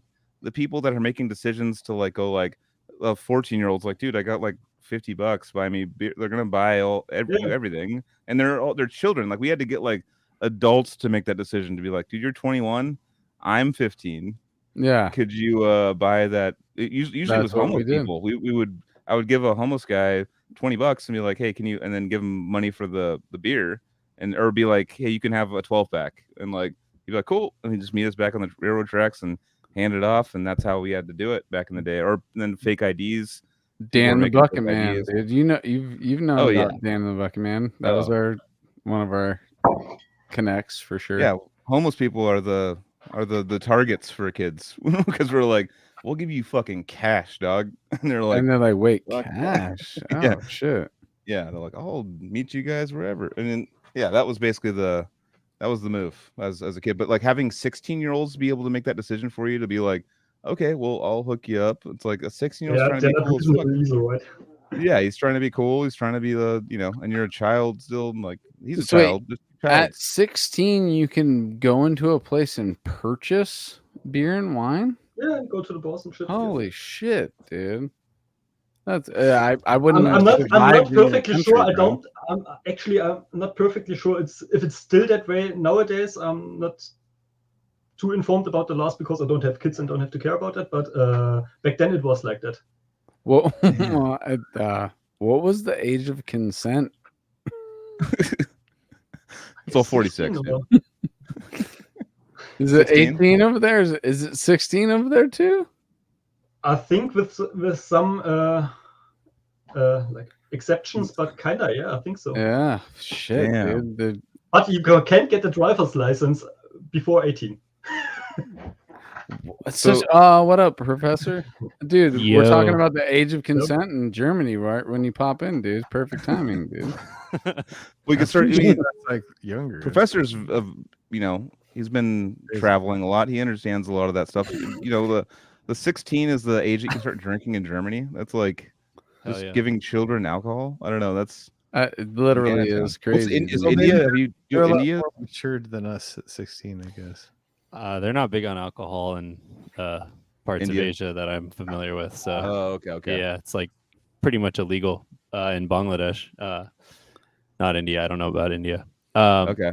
Do you but- do actual sober trips when you go to Bangladesh? Yeah, pretty much. I mean, there is a relative who likes to party, so we always have some. Nice. Yeah. How's Well, weed out opium, but- there? How's weed out there? There's weed. It's more prevalent than alcohol, I think. Yeah. But it's like I have had chances to smoke it, and I'm not down. Like it's Yeah, not. yeah. I'm End like, up in a dude, weird jail. I would somewhere. rather just wait. I mean, it's not even sketchy, like given the circumstances, but I would just wait till I get home to like some green bud. Like I'm not hitting that brown shit, you know. There you go. But Not a boy. I mean, they're all down with like the hash from Nepal or whatever. Ooh, so okay. that's their That's big what's thing. up. Some Tibetan hash. Nice. Yeah. Speaking of age, Clemens, what's up, dude? Is that how I say your name? Hi, man. Yeah, Yep. exactly. Hi. Are you? Nice to meet you. You're August 1990 boy, like me. Saw that too, yeah. August 20. You're 20. I'm 18, dude. 18, yeah. What? 2 days Belated apart. congrats. Damn. Happy birthday plus 4 days or whatever. Yeah. Dude. Same to you. Sick, It's a dude. belated That's birthday, crazy. what do you say? Sorry. When you congratulate a little later, what do you say? What's the phrase in English? Belated. Happy Belated. belated. Happy Okay, belated belated, birthday. okay. Yeah. Yeah. It's beheaded. Yeah. Yeah. Great band from Call Malta. back to something the professor wasn't here for. We were Yeah. talking about all this shit that we were exposed to as children. Oh He no, was I listening. was on Twitch at that part. I was eating dinner. Not a boy. I got back, dude. Full day of teaching lessons and then band practice, and then I just sometimes you just need a minute without other Oh, yeah. people. No, to dude, just- we're waiting for some more live dreamer stuff. So do all One-on-one the thing. fucking prepping you need, bro. Yeah, man, we had a good practice. We're gonna play tomorrow. Casey's gonna come. It's gonna be very cool. Working on getting Yes, that guest dude. list spot. We don't know any of the promoter people or whatever, so we'll see what we can do. We'll plug it again since you popped on, dude. Hell yeah. What was the date on that again? Pop it up. Tomorrow. I don't- It's in like Oh 20 yeah, minutes. tomorrow. It's in 20 minutes, dude. Yeah. If you're watching It this, literally it's is, happening. dude. Yeah, it's happening. If you're depending on when it gets uploaded, you might have like 4 hours to get there. Joseph's actually behind his drum set right now. Dude, He's I would live. love that to happen though. Like the one guy that caught it from the live show that like literally was like, "Fuck it, dude. My day has changed. I'm going to the Dreamer show, dude." Yeah. How sick would that be? I told a couple of my students at the school, I realized like I usually tell people and I'm like, oh, well, but it's a bar or whatever because these are like teenagers. And I'm like, actually, this is an all ages show, so you guys should come. Yeah. So that would be cool. Yeah. That's something that we should have plugged in the beginning, but all ages, dude.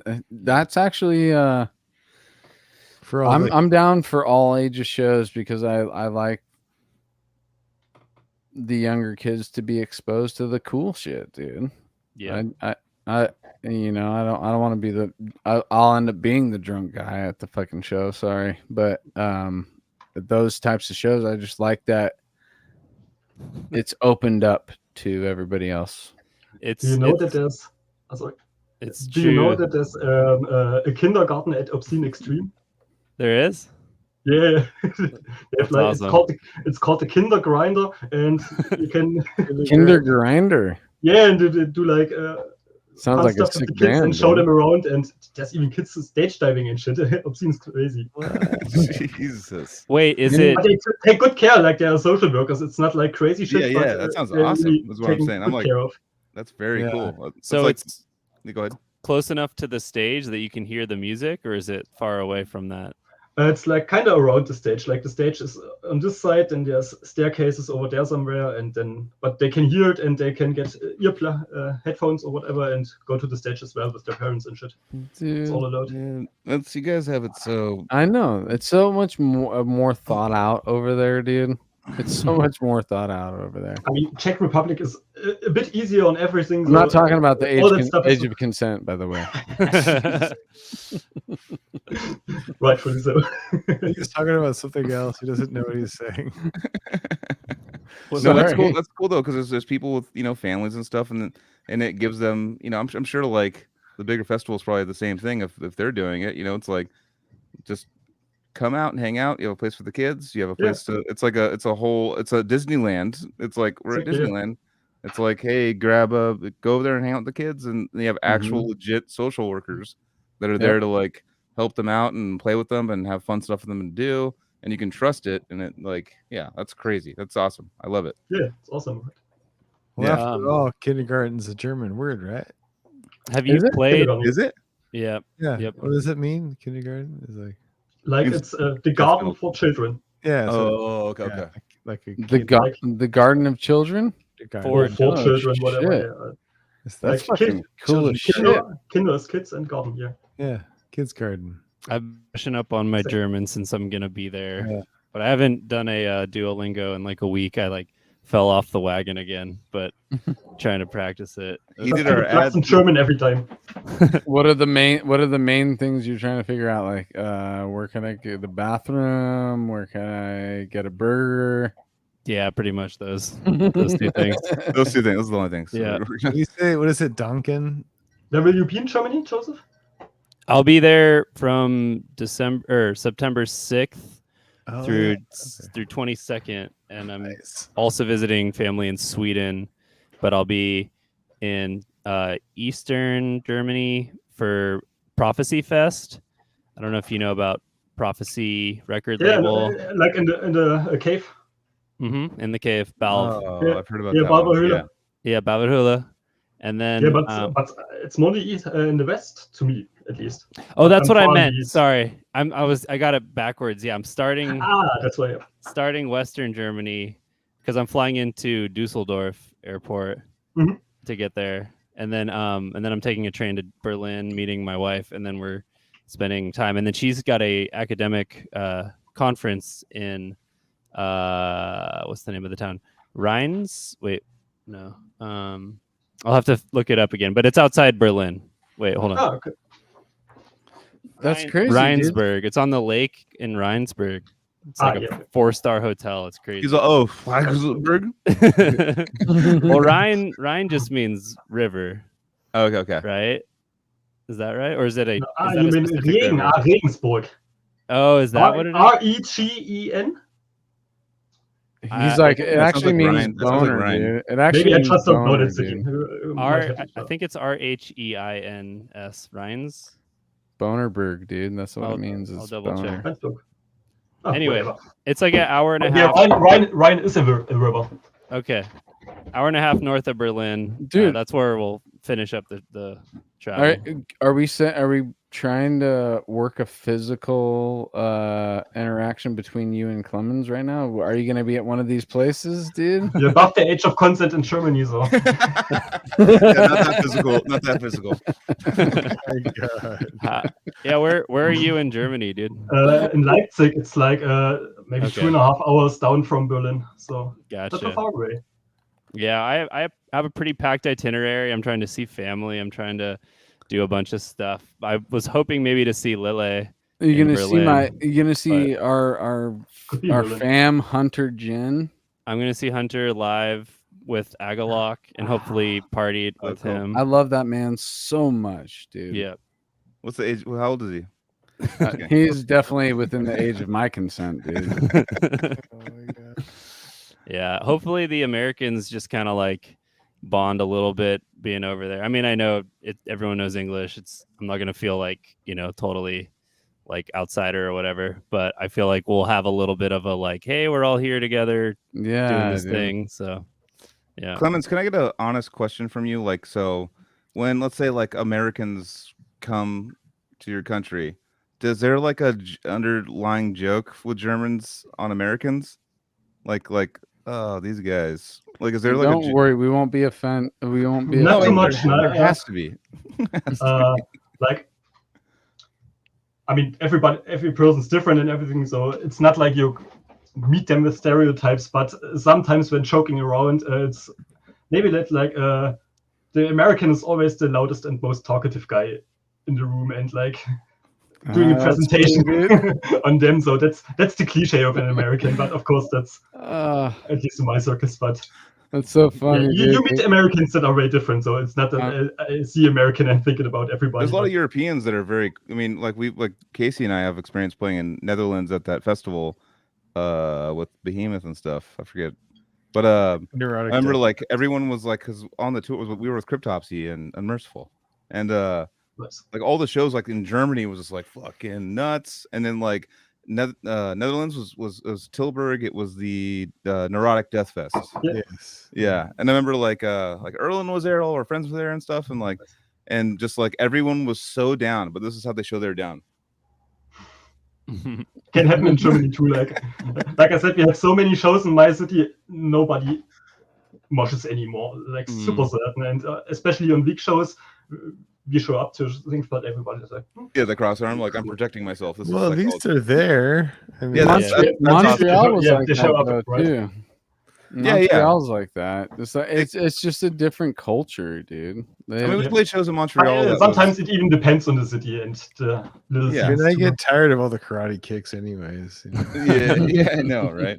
So, like, Are you gonna mosh at Malignancy tomorrow, Clemens? I will. Nice. Dude, actually, being friends with you on social media makes me excited for you because Malignancy's dope. And you get, you know, 4 times seeing them. Nice. I haven't experienced Malignancy live in a long time, dude. So that band is one of those like standout bands for me, just in the sense of like, it's such a unique experience when you listen to that band, dude. Yeah, you're following along the puzzle, kind of, and I really like that. One of my favorite bands. Hell yeah. The last time I saw them with Mike Heller playing for them. Yeah. Jesus Christ. Yeah, I saw them both. It is a Jesus Christ thing. Yeah. Fucking awesome. Yeah. Mike is sick. Is Alex is over there playing bass for them. I'm sure you'll say hi to Alex Weber at the show. I've met him in May already. Mm-hmm. Yeah, we played the show with Obscura. So I met him there too, and nice. Tomorrow again, That's cool. I have to give a shout out to somebody random right now, Park Barrett. Park Barrett, sorry. He just hit me up. Alex Webster. God damn it. I told you those beers are strong, dude. Okay, those beers are strong, but you got to give me a little on that name, dude. Alex Weber, Alex Webster. Like, it's really hard.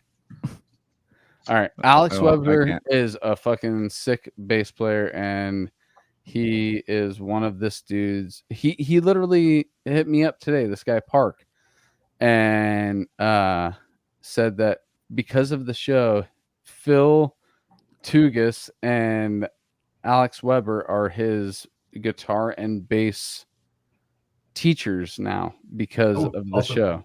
That's awesome. Yeah, that's why we have to plug the I mean, we always wait till the end to like, because we're like, what kind of merch do you want to plug? And like, there are teachers. We don't online. wait till the end. We did in the beginning. And we don't do the teachers. I always have to point out, like, oh, you're a teacher online. Oh yeah, go to fucking philtugas.com. Fucking, and it's like that's where they get all their like revenues from, is like teaching and stuff. It's like, so anyone that we know that's a teacher, we got to plug that right off the back. We plugged it enough to where this guy got 2 teachers out of it. So, I mean, you're welcome. And Park, it was good chatting with you today, dude. That's cool. I saw another guy comment on a Till the Dirt, Kelly Schaefer's band, saying that he found out about Till the Dirt from our episode with Kelly. Yeah, dude. So that was cool. Just fucking cool shit. And now we're turning it into a Cali Death podcast thing. Sorry, but it's almost midnight and I'm Cinderella, so I'm gonna have to bounce right. You can You can Yeah, do we'll what keep you going. I need to love you, do, buddy. bro. In my shoe, but if you guys, Your shoe might fit in the morning, so we'll see. yeah. I'll see you tomorrow, dude. This motherfucker.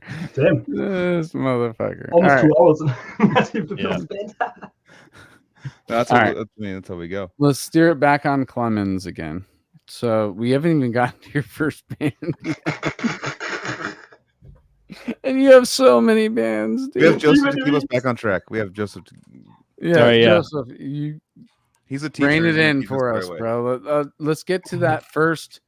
Let's get to the Yeah, first go on, let's band. fast forward a little bit. Yeah, like the black metal band, Blue Rausch I told about, then that was fizzling around, and Was there recordings that people could find? there's one shitty demo out there. Don't even know if it's online. It's like black metal without blast beats. So, but yeah, still kind of cool for like 16 euros. So, not ashamed of it. It's all good. All good. Yeah. Don't know if it's anywhere. I haven't looked it up in ages. And yeah, then that was fizzling around, and I joined a local grindcore band called Festering Kant. Nice. Aw. And those guys were into stuff like Levitity and everything. Goratori, I got to know Goratori through them. Still one of my favorites. Oh yeah, fuck yeah. Zach Peppers on Rise and Sweet. My God, best bass player. And Oh, that's right. Damn. that fucking bass on that record. Yeah. And I guess I didn't stick too long with them. I guess we played like 3 or 4 shows, and then I was finished with school and wanted to move to a different city, and moved to Leipzig, and just tried to get into the scene, go to every concert, and try to find people to start a band with again, because I really like being in a band in my hometown. So that's basically what I wanted to do. And also the main reason for moving, we always saw show flyers from Leipzig in our home area, and was like, man, they have more shows in 1 week than we have in the whole month. Gotta go there.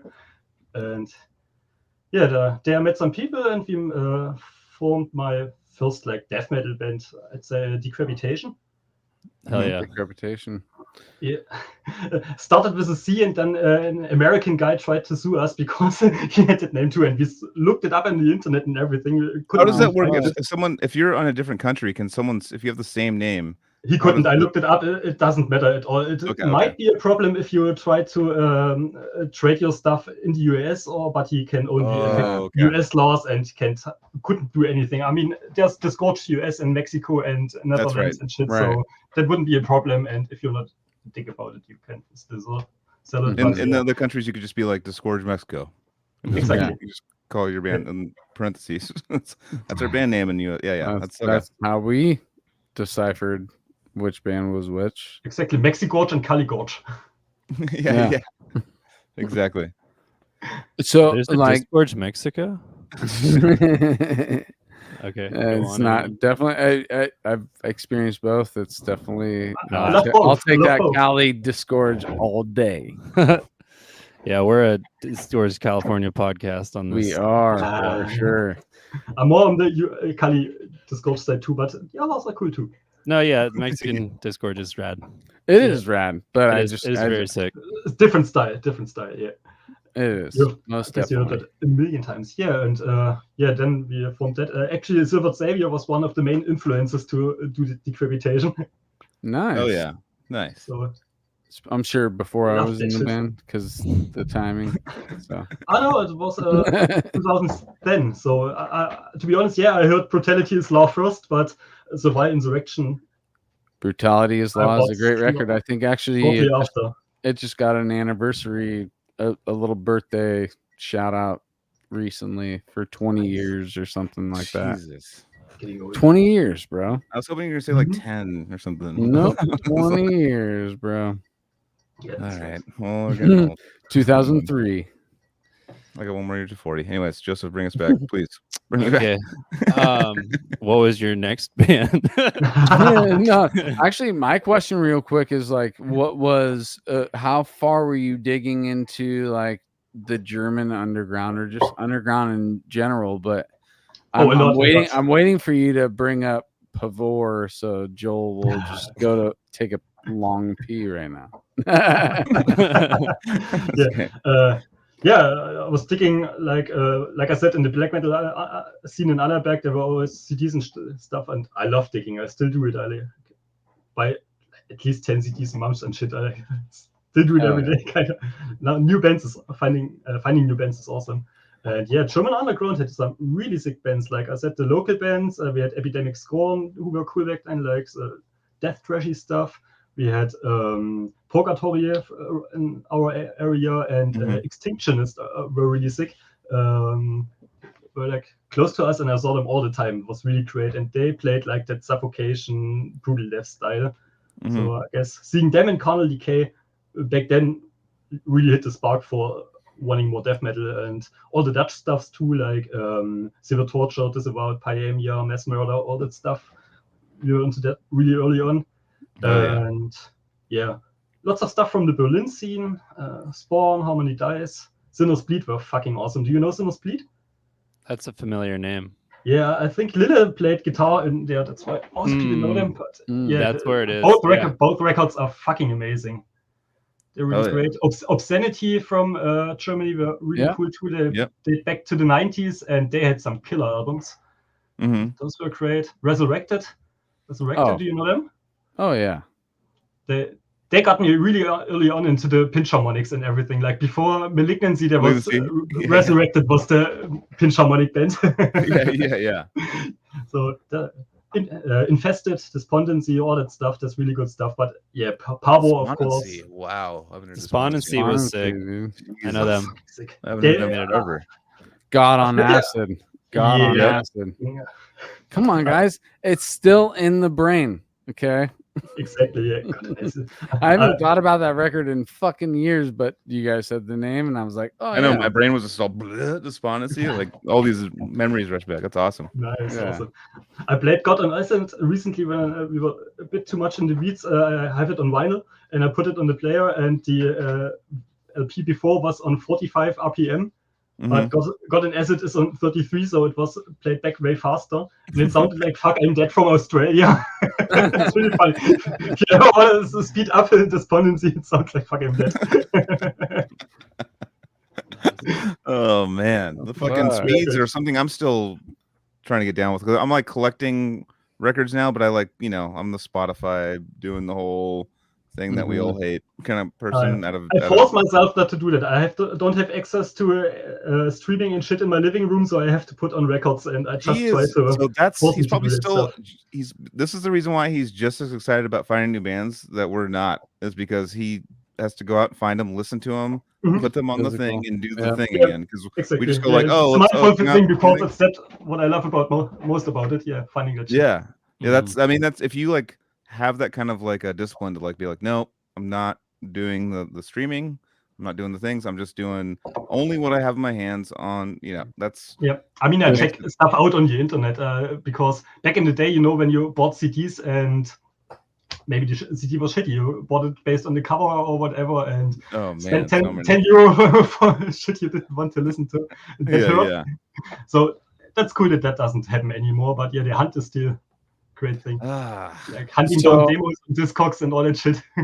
The listeners are gonna hate me for asking this question, but I've noticed that Germany is really into hip hop as well, and especially like Bay Area hip hop, like literally. And I'm not asking you to know what I'm talking about, but I'm wanting to try and understand why, if I want an original physical copy of like a California hip hop record, a lot of times it is sold in Germany and for quite a bit of money.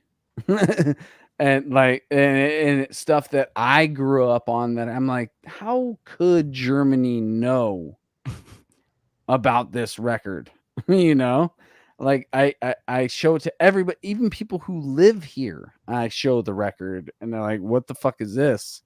And I'm like, oh, well, if you want to physical copy. You got to buy it for $100 from fucking Germany. It's probably a smart businessman in Germany that was like has a small record label. It's like, okay, well, I'll make it here, and then you have to buy it, and I'll overcharge you for the Is shipping it fees. bootleg or either way? Like that type of music made it out there. Like Yeah, I mean, there were always a lot Oh, of guys trading stuff and everything.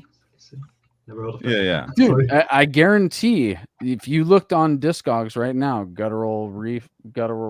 I don't have my glasses on. You would find a Sully Cell original record sold from somewhere in Germany. I thought he was kidding. No, he's 100%. He's right, dude. I think they imported a lot of stuff back then, so I think that was just always normal. And there were always like Roadrunner records and everything. Always had pressing plants in Europe too, and oftentimes I think they were based in Germany too for a while. And did you come across hip hop during your shit? I'm not trying to break open a hip hop record. I know through skateboarding, but for a long time I wasn't too much into it. But actually, like, do you know Steve Coleman? No. East Coast guy from New York, super great. One of my favorite saxophone players, and he had some hip hop jam projects in the 90s, and like the sampled beats and shit, but they played it all live and had rappers improvise over that stuff, and that's basically what got me back into hip hop. Finding that stuff in my jazz. You're gonna have to give me some links, Clemens. You gotta give me some links. That's why we got in contact anyways, right? I think I just shot you some links to obscure music. Please do, because I'm excited about that for sure. A saxophonist that collaborates with hip hop. Dude. Also, Cold Cage from Gary Thomas. That's also a great jazz hip hop crossover. Cold Cage, yeah, both with a K. Okay. East Coast too. Great stuff. Is it one thing? Now that Anthony brought this up, is there any like famous like German rappers? Yeah, like, because I don't think your dialect doesn't has to be. The dialect seems kind of like hard to have like a, because it's very like kind of a flow, sharp. It's like gangster shit and stuff. And during the 2000s, when new metal and shit was gone, rap came up a bit, but I'm not too much into that stuff. There's like German rappers who diss each other and do stuff, and I was more into music, and the samples and backing tracks weren't cool, so I didn't care about the vocals. So I don't know too much about that stuff, but there's German rap, There is, and some became burnt out celebrities and all that shit. Like, it's all like in the US, but on a way smaller scale. I've heard dialects of other languages and stuff that don't sound like they would ever work with just like the flow, because they're very, like I said, sharp, like languages and stuff, and people make it work. You know, like you'll listen. I mean, you hear like D Antwoord, and that's South African rap. Oh, okay. And it's two white people doing it, but at the same time, they're South rapping Africa. half in their language, which is Afrikaans. I think that's what they call it over there. So they'll rap half in that and half in English, but I just was fascinated with this connection between Germany and Bay Area rap. I was like, I think it might be a misconception, because most people wouldn't know it either. It's like you think you see all the distros in Germany that sell brutal death metal. Still, nobody knows brutal death metal. It's just you have those sellers and you see them pop up, but it's not representative for the whole country. I think still most people don't know underground shit. Yeah, it is. There's an underground everywhere, and exactly, yeah. But maybe the underground is more active. That's why it seems like more people are into it to you. Okay, that makes sense. It sounds like a 2017 era Vice article. Like, why is Bay Area hip hop so popular in Germany? And that's totally an interview like one club that's totally into it, and everybody thinks the whole Germany is like that. That's kind of like literally probably the year that I figured it out too, Joseph. It's like Indonesia and death metal and gnarly brutal death metal. Like Indonesia just randomly is just all about brutal death metal. It's like, that's like, I'm surprised Vice hasn't done something on that. That's I know needed. How it's very, very part of the culture, much more part of the culture than it is over here, you know. So let's get to Infecting the Swarm, so we make sure we get to it. And then Intercepting Pattern. So I think Infecting started first. Am I wrong on that? Yeah, that's right. That's right. It started as a solo project from Hannes. He played in Chordotomy before, and yeah, I think around 2011 or something. And I've known it, I've followed it and everything. And I think when he recorded the second album, we already were in contact, and he asked me if I would want to record bass. But at that time, I was on tour with another band, Pickhead, which was a great experience all along. Played lots of shows with Gorgasm and Black Dahlia Murder and shit. So saw some places with them. Really grateful for the Pickhead experience. And yeah, then Hannes approached me to record the Infecting the Swarm record. And yeah, I couldn't do it because I was on the way, but I said, yeah, I could join for live stuff. I really like the music and everything. We didn't end up playing live, but I was still in it. And so that's why I'm on the next records. Yeah. So just in the studio for Infecting. Yeah, unfortunately, we always tried to pull it off live and always had some really great drummers, but eventually always something would happen, or Hannes would have a job change and shit, and yeah, always something getting in the way, unfortunately. It doesn't matter where you are in the world. Having a good drummer is always really hard to find, dude. Yeah, exactly. Like, if we're gonna pull this shit off live, finding a drummer to do it. That's why Joseph's in 10 bands, you know. Yeah, drummers are always most wanted. Yeah, and constantly turning down opportunities. So. Right. It's exactly that's the exact reason to find the perfect percussionist for your project, you know. Yeah. Once people are in the know, I get the offers get more and more, right? Mm-hmm. Oh yeah. Well, at this point, yeah, you hit a point where you're like, I need them paid offers now. Like, yeah. I understand. I do some session works like for friends, like not paid or shit or something. Like if friends ask me, I record stuff, and at the moment it's like, oh, okay, I want to do it all, but I don't even have the time for some things. So I totally understand. So with Infecting, so you joined how long ago, and then you're on the latest record? 2016, yeah, 2016, okay. And then we recorded a 2-song promo in 2019, and yeah, since then we had been working on the album. Wanted to do it first in the flesh and live, and then unfortunately our drummer had to step back, and that's when we said, okay, let's just record it. We couldn't find anybody else, tried for a while, and yeah, it was during COVID as well, so we just said, okay, let's record it, ask Robin Stone to play the drums on it, so we get it out and can move on. Yeah, and Casey shared the Robin Stone video with our group earlier today, and I remember having seen it. It was a little hard to remember which Robin Stone projects are which, because out of the millions, yeah, a million. But I was like, I'm pretty sure I checked this out when he first posted it live like a year or so ago. But yeah, so that's very like we were saying, kind of like Cali death, brutal style, suffocation, that kind of stuff. American death metal, is that fair, or is that? Yeah, exactly. And one of the main influences. I mean, there's some European stuff, like of course Defeated Sanity, Cerebral Fusion, and Septical Gorge and stuff, but a lot of American stuff. And the Cali stuff, like Unique Leader was holy for us in the 2000s. When I listen to that project, I definitely feel the tip of the hat to that early 2000s Unique Leader. Yeah, we went for the sound and everything. That's exactly what we wanted. Like, that's what we were into, and that's what we tried to do ourselves. Did Unique Leader ever sign a German band at that era? Didn't they have? They had Necronomicon or no? Resection. They had Resection. Wait, no, that's Sweden. They had what else? Nowadays they have Side. Who's Brutus? Where's Brutus from? Brutus. Brutus is from Netherlands. Netherlands. Yep. Disavowed, is that Netherlands as well? No, also Netherlands. Fucking sick, yeah. Paemia and all that stuff. Dutch and Netherlands. Okay. What other German bands? There's a Near Death Condition from Switzerland, but man, Yeah. Retaliation. It was not retaliation. When I think of Spawn and Paemia, I always think of they're from the same place just because I saw them on the same tour they together. shared drummers as well. Yeah, that on that tour they shared drummer.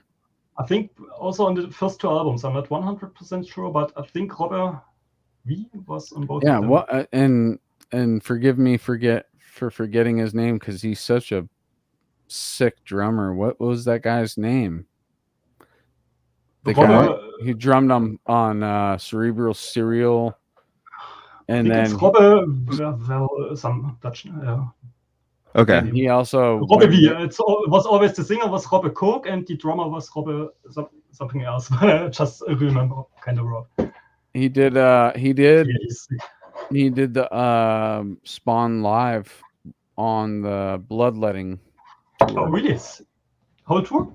Paemia and Spawn. Oh, fuck. He did a double duty. Nice. Never seen Paemia live. I was too late for that. But I saw Spawn of Possession with Erland. That was fucking Oh crazy. Jesus. That was crazy. God. Hmm. So I'm looking at the Unique Leader list of bands they've signed in Germany. It's Cytotoxin, Yeah, still were in them, right? and yeah, and then there was there was another one, but it was like a newer one for sure. I'm like Retaliation should be on Retaliation. Yeah. Yep. Like 2010, 11, around that time, right? Yeah, definitely. Yeah, exactly. That's So- the only 2 bands That's they've ever crazy. signed. Unique Leader's been germophobic. Nice. All right, clip that. But United States is definitely the dominator of what they signed, but there's but still a lot of Euro stuff. I mean, yeah. There's I mean, Netherlands. Neurotic Records was like a spin-off to Yeah, it Unique Leader, was. right? Whatever happened with? I mean, there was a whole thing with that. I know what's his name. I think they didn't There was, follow like, too much on orders, and then it kind of fizzled, right? That's what it was kind of heard. a bunch of people had orders in, and they weren't showing up, and there was like months later, and then Yeah, exactly. he put on the yeah. Neurotic Death Fest that we played in Tilburg and stuff. But he was like, his name was like, it was a 3-letter name, I forget. But like I almost want to say it was Till, but it's Tilburg, so it was something like that. But yeah, no, I remember like that was like the first kind of like controversy with a label coming up and like trying to be like, yeah, they're the next sickest group of bands. Yeah, they They're had like Spawn of Possession, Disavowed. Yeah, they were coming up like the first Utso Raid was on them. yeah, they were fucking grabbing all that Unique Leader stuff from Europe and stuff and being like, okay, we're neurotic now, so it's like we're gonna fucking do way better, and they offer you like, $7 I think billion. it was for the distribution and tour support in Europe too. I think it wasn't just a Digma. I think it was agreed on that they just help those bands and have a standing in Europe. I think. Oh, okay. Yeah. Neurotic had shitty American Not so much. distribution. They didn't even have any. Remember when Neurotic first started and Psychroptic came out? There was so many came out, and we wanted to purchase the physical copies. But what you're saying? Did you say, Clemens? Were they like a European version, like a label for bands that were, or were they like an international? Neurotic was a separate thing. I'm not too sure because it's a little bit after my time, so I just read about it on forums and stuff. So I don't want to spread any false information, but I think that they cooperated with Unique Leader or something. They did. They may have, but I know because those Unique Leader bands went over, and I think that the Euro bands wanted more tour support and distribution in Europe because they could. I think they could get the one tour like Bloodletting in the US, but not too many things in Europe, so I think that might have been a reason to do it like a second leg. I just remember when waiting for the next Psychroptic or waiting for the next Spawn, and then it comes out on Neurotic, and I actually think the pre-orders weren't showing up. No pre-orders. And I'm sorry if I'm burning bridges with whoever, but they didn't handle it well. Was it Lund? I think I ordered Noctambulent and didn't ever get a copy. Well, not that's what I'm saying. No, that was probably the Psychroptic one, or it might have been Psychroptic. That's what it was, dude. It was the one after Scepters. I ordered it, and on all the forums up to my house. No, there was on all the forums. There was hundreds of people like you. No one was getting stuff. And so it was like everyone's like, "What the fuck's going on?" Like, was that the like the darkish black one? I don't remember It's the one that has like alpha breed on or alpha something on. Jesus. It was the one. I don't know. It was the one right after Scepters. The one right after Scepters. Was it Subservient? Was that one? We sound like drunk assholes right now, dude. I know. We are. Sick, dude. Google's not searching. But no, I remember there was a big controversy with that. That was because Neurotic. I remember going to go play that Neurotic Fest at the time. Symbols of Failure. Thanks, Guttural. That one, yeah, that's what it was for sure. You got that everywhere later in Europe. Oh yeah, that was like $5 somewhere. Yeah, that was like nothing was getting shipped, and I was like, "Oh fuck! Did all these bands just get like scammed or something?" Yeah, and I got shafted for like $20 or something. And after that, like while that was going on, we were about to play this festival in like Netherlands. I'm like, "Are we gonna like? Is anyone gonna be there?" We were like, we didn't know what was going on because we were like hearing all the, watching the SMN forums and stuff, and so many people were complaining about not getting stuff, and I was like, "Oh fuck!" And he would jump in there. He would be like, "No, dude, it's coming," and like drop a little thing in there. Because it was like SMN forums were like the death metal, underground death metal. Yeah, it was like where everyone came and talked about like anything. Because there's no like MySpace was brand new. It wasn't like a real marketing place to get stuff out at the time. And yeah, he'd come and just like, no, it's coming. Like it's all good, dude. Just some hiccups. Wasn't SMN super hostile to people who shitted? I mean, Did it backfire to him or? Oh yeah, no, it was very hostile. I mean, obviously, a lot of people, like a majority of the people that were complaining, never got their thing. So, or they would get it like they get their CD like 6 months later, 7 months after, and they pre-ordered. They pre-ordered, so they were like, "Oh, dude, all excited to get it," and they ordered early, and then it just wouldn't come. And there was just some sort of financial underground death metal, guys. That's just what's going to happen with some of these. Usually, it's one guy operating this on the side next to a job, and sometimes I'm like, oh man, it's just people. I mean, sometimes I'm late on my band stuff too, and whatever. Maybe a label is just a work of art or whatever, and of course, people fuck up. If I get it eventually, I'm not pissed about it. But if I wouldn't get it at all, of course, I would want to get my money back. That's for me. That's my thing. Nowadays, like back in the day, you kind of like held labels up in this huge. Like, you thought they were professional, and then you work with them, and you were like, they're just guys like us. Okay, fuck. Yeah, I know. Can't hold them responsible for anything. Yeah, unique leaders like Eric and like Mike a little bit, and like a couple other people, and that's like for all those bands, and you're like, damn, dude, that's a full-time job, dude. Of course, yeah. That is a pain in the ass, and you got to pay yourself too, so you got to keep the lights on and all the things too, right, and, but you don't know, like as a band just signing a contract, labels know, especially in the underground, they're like, they're not gonna like sue us because they don't have any money. Well, the thing is, like with underground death metal, yeah, go pee. Go for it, dude. I was just gonna say that the labels that we call labels, whether it be Unique Leader, whether any of these Neurotic, whatever. We're talking small numbers, and we're talking, well, if they're small numbers, we might have to deal with the lower level distributing companies, the lower level factories that make these physical copies and all that shit. So then you pose yourself as this record label. We got the new Psychroptic record, dude. It's fucking we're the guys that are gonna put the next one out, dude. And everybody's like, fuck yeah, dude. Psychroptic signed a new deal, and we're gonna get a new Psychroptic record. That's the only thing we're thinking about.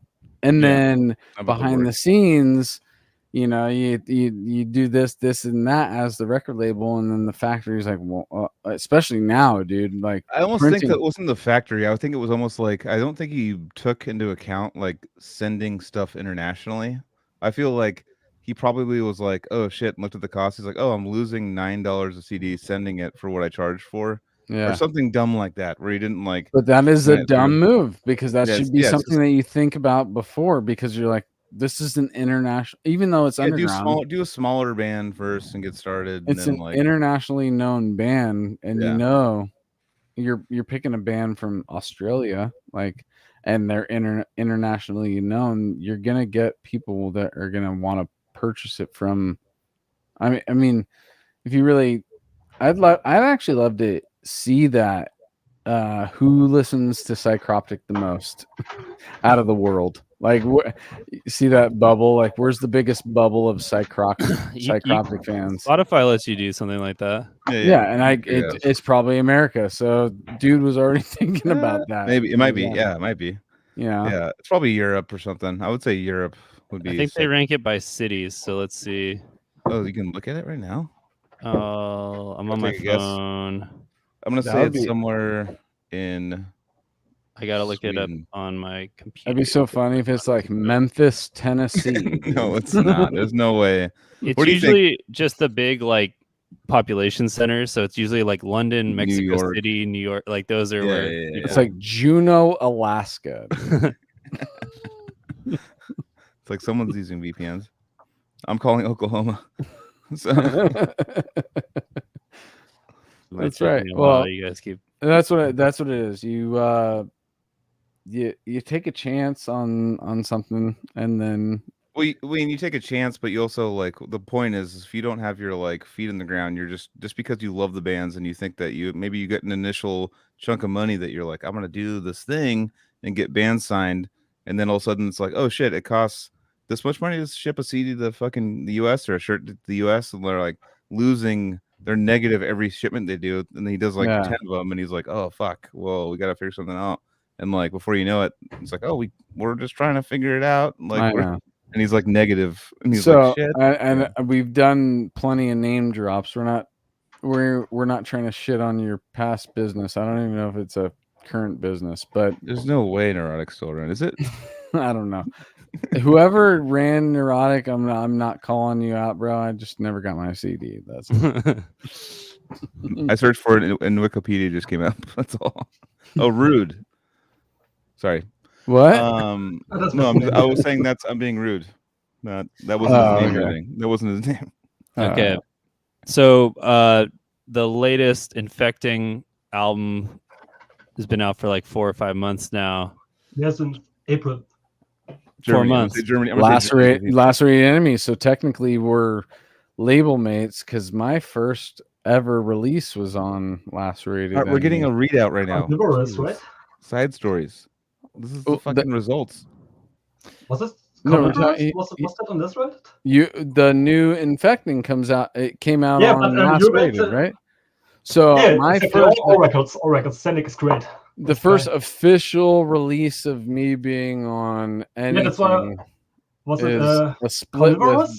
It was a split with Carnivorous, Vominant Remnants, and Godless Truth, which is Zdenek from Zdenek's band. Yeah, he's the owner of Lacerated Enemy. So awesome guy. I when I saw that, I was like, that's super cool because now I can say that that was my first release, and you just had a current release, and it's so cool to know that record label is still like putting shit out and still doing the thing for the Czech Republic because it's based in Czech Republic. Mm-hmm. But he does a lot of touring all around Europe. I think at the moment he's on tour with Malignancy and stuff, so he's doing really a lot.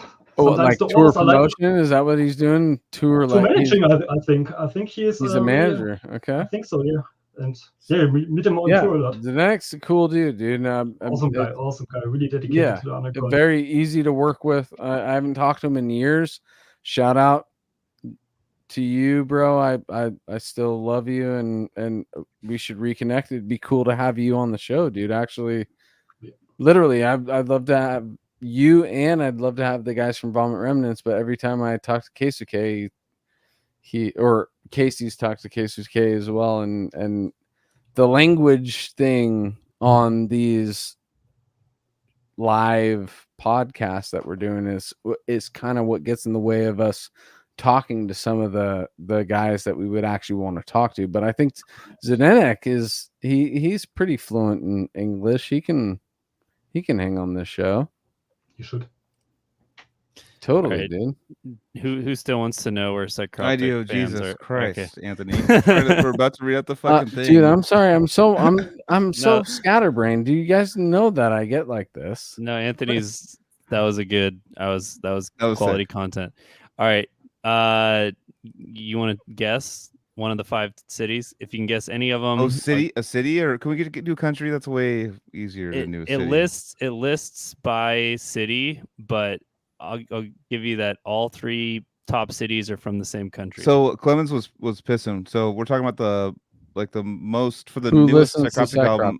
Psychroptic? What country or city listens to them the most? Ah, What would you guess? Poland. According to Spotify.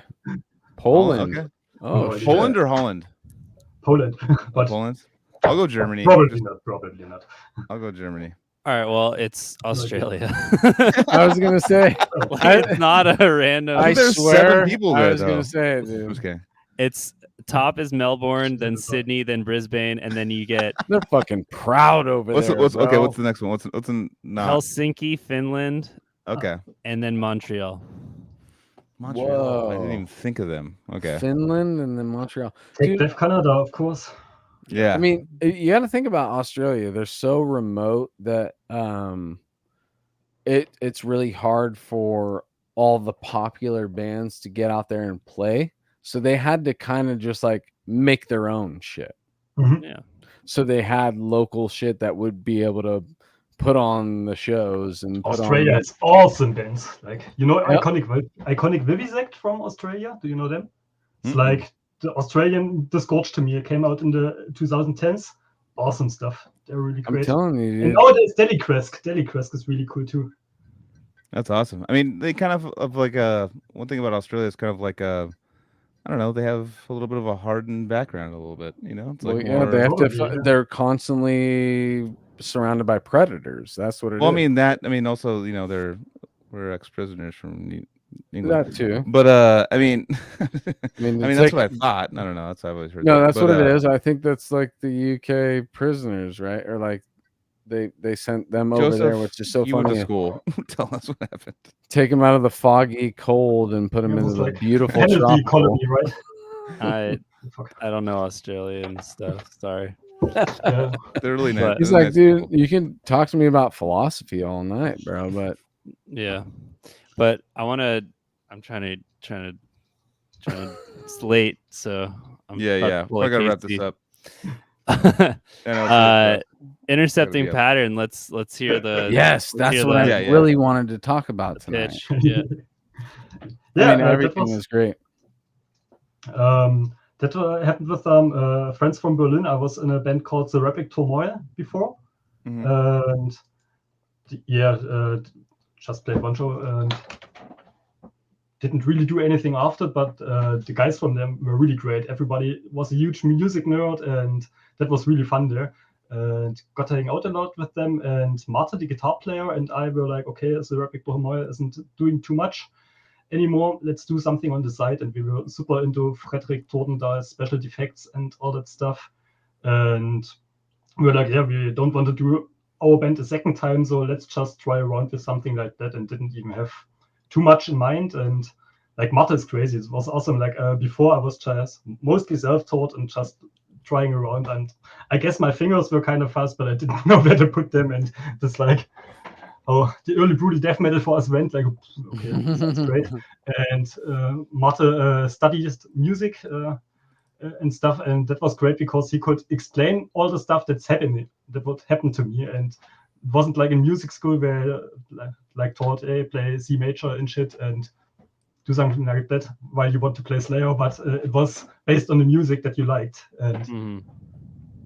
so yeah, he explained all that shit to me and everything. So he got me really into fusion and all that jazzier stuff. Like I said, Steve Coleman was also big on us. Alan Holdsworth, Beyond Turbines from Germany, and all that great stuff. And so we were like, okay, we should do something like in that Meshuggah kind of style, but also with more improvisation and all that stuff, because none of us ever did that, but we wanted to incorporate all that improvisation and stuff in there. And so Marta basically laid out some like the patterns and the rhythms, and like all the polyrhythms were noted out and all that shit, but not what exactly had to be played in then. So it was more like a map when something ends and what comes next, and from which harmony you go over in what it's harmony very next and all that jazz. stuff. Kinda, Very yeah. jazz. That put over like more of the metal sound, so to say. Because I can tell that listening to it, because that out of all the stuff that you had sent me, aside from Profanity, because I was already familiar with Profanity, Infecting the Swarm, and then this Intercepting Pattern project, which really threw me off. I wasn't expecting that. In and Clemens, you can tell, like, in that group right there, that band sits out of everything else way you different. sent me. Yeah. And I'm very familiar with jazz, and you know how things work most of the time when you listen to jazz. And you guys all had your time to shine many times in a lot of these parts of that album. And I just want to say that you showed that you're just as worthy as everybody else on that album, on those solo areas that you get to shine. You were soloing on your bass just as well as anybody else that was freestyling in their moment, you know? So I just want to give you your props for holding it down with all those key players that are in that group, because it's kind of a super group, you know, and showing, you know, love for the Special Defects out, you know, Soul Niger Within. I obviously got those feelings, but then when it breaks into the jazz fusion is where it kind of breaks away, where I can say, okay, yeah, this isn't something that is totally influenced from Frederick Thorndahl's Special Defects. Yeah, I mean, he has those Holdsworth influences and everything, so some of them are there, yeah, but of course, yeah, a lot more Steve Coleman and other shit in there. But I just wanted to give you your props on thank you, buddy. Your individual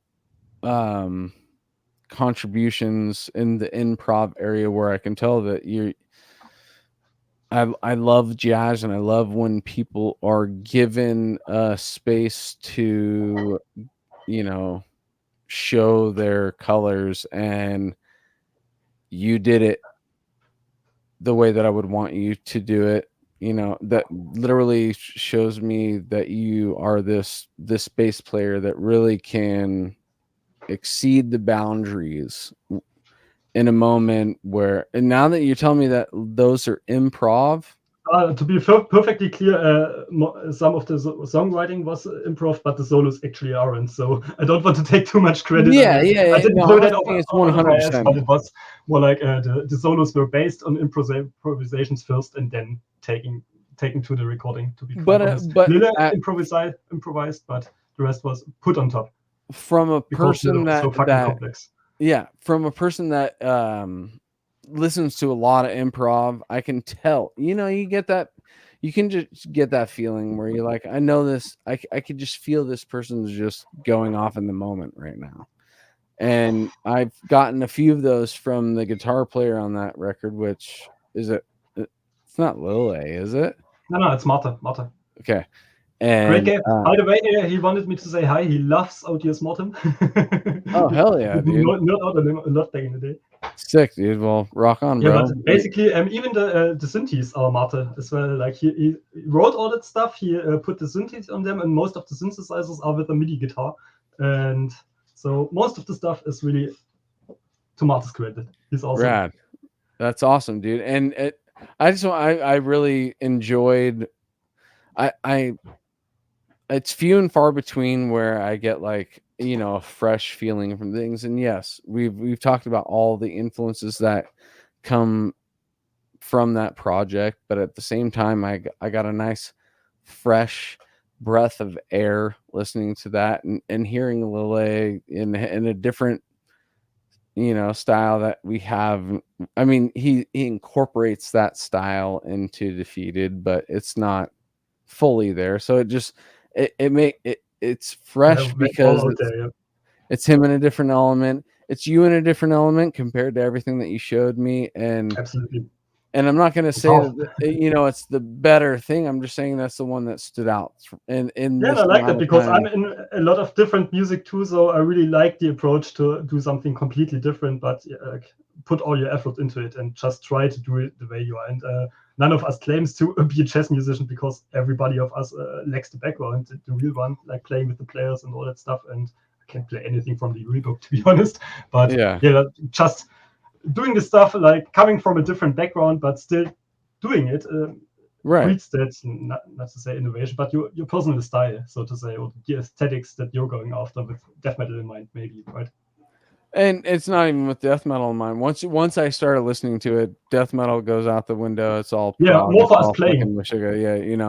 But what I did notice is in my where I'm at now, I'm rhythm section first, and I told you, like, what a rhythm section. You and Lille, you guys really, really showed that you guys can be a team and something outside of everything that you've shown us in your other projects aside from each other.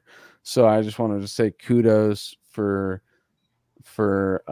making me excited for another rhythm section, dude. Nice.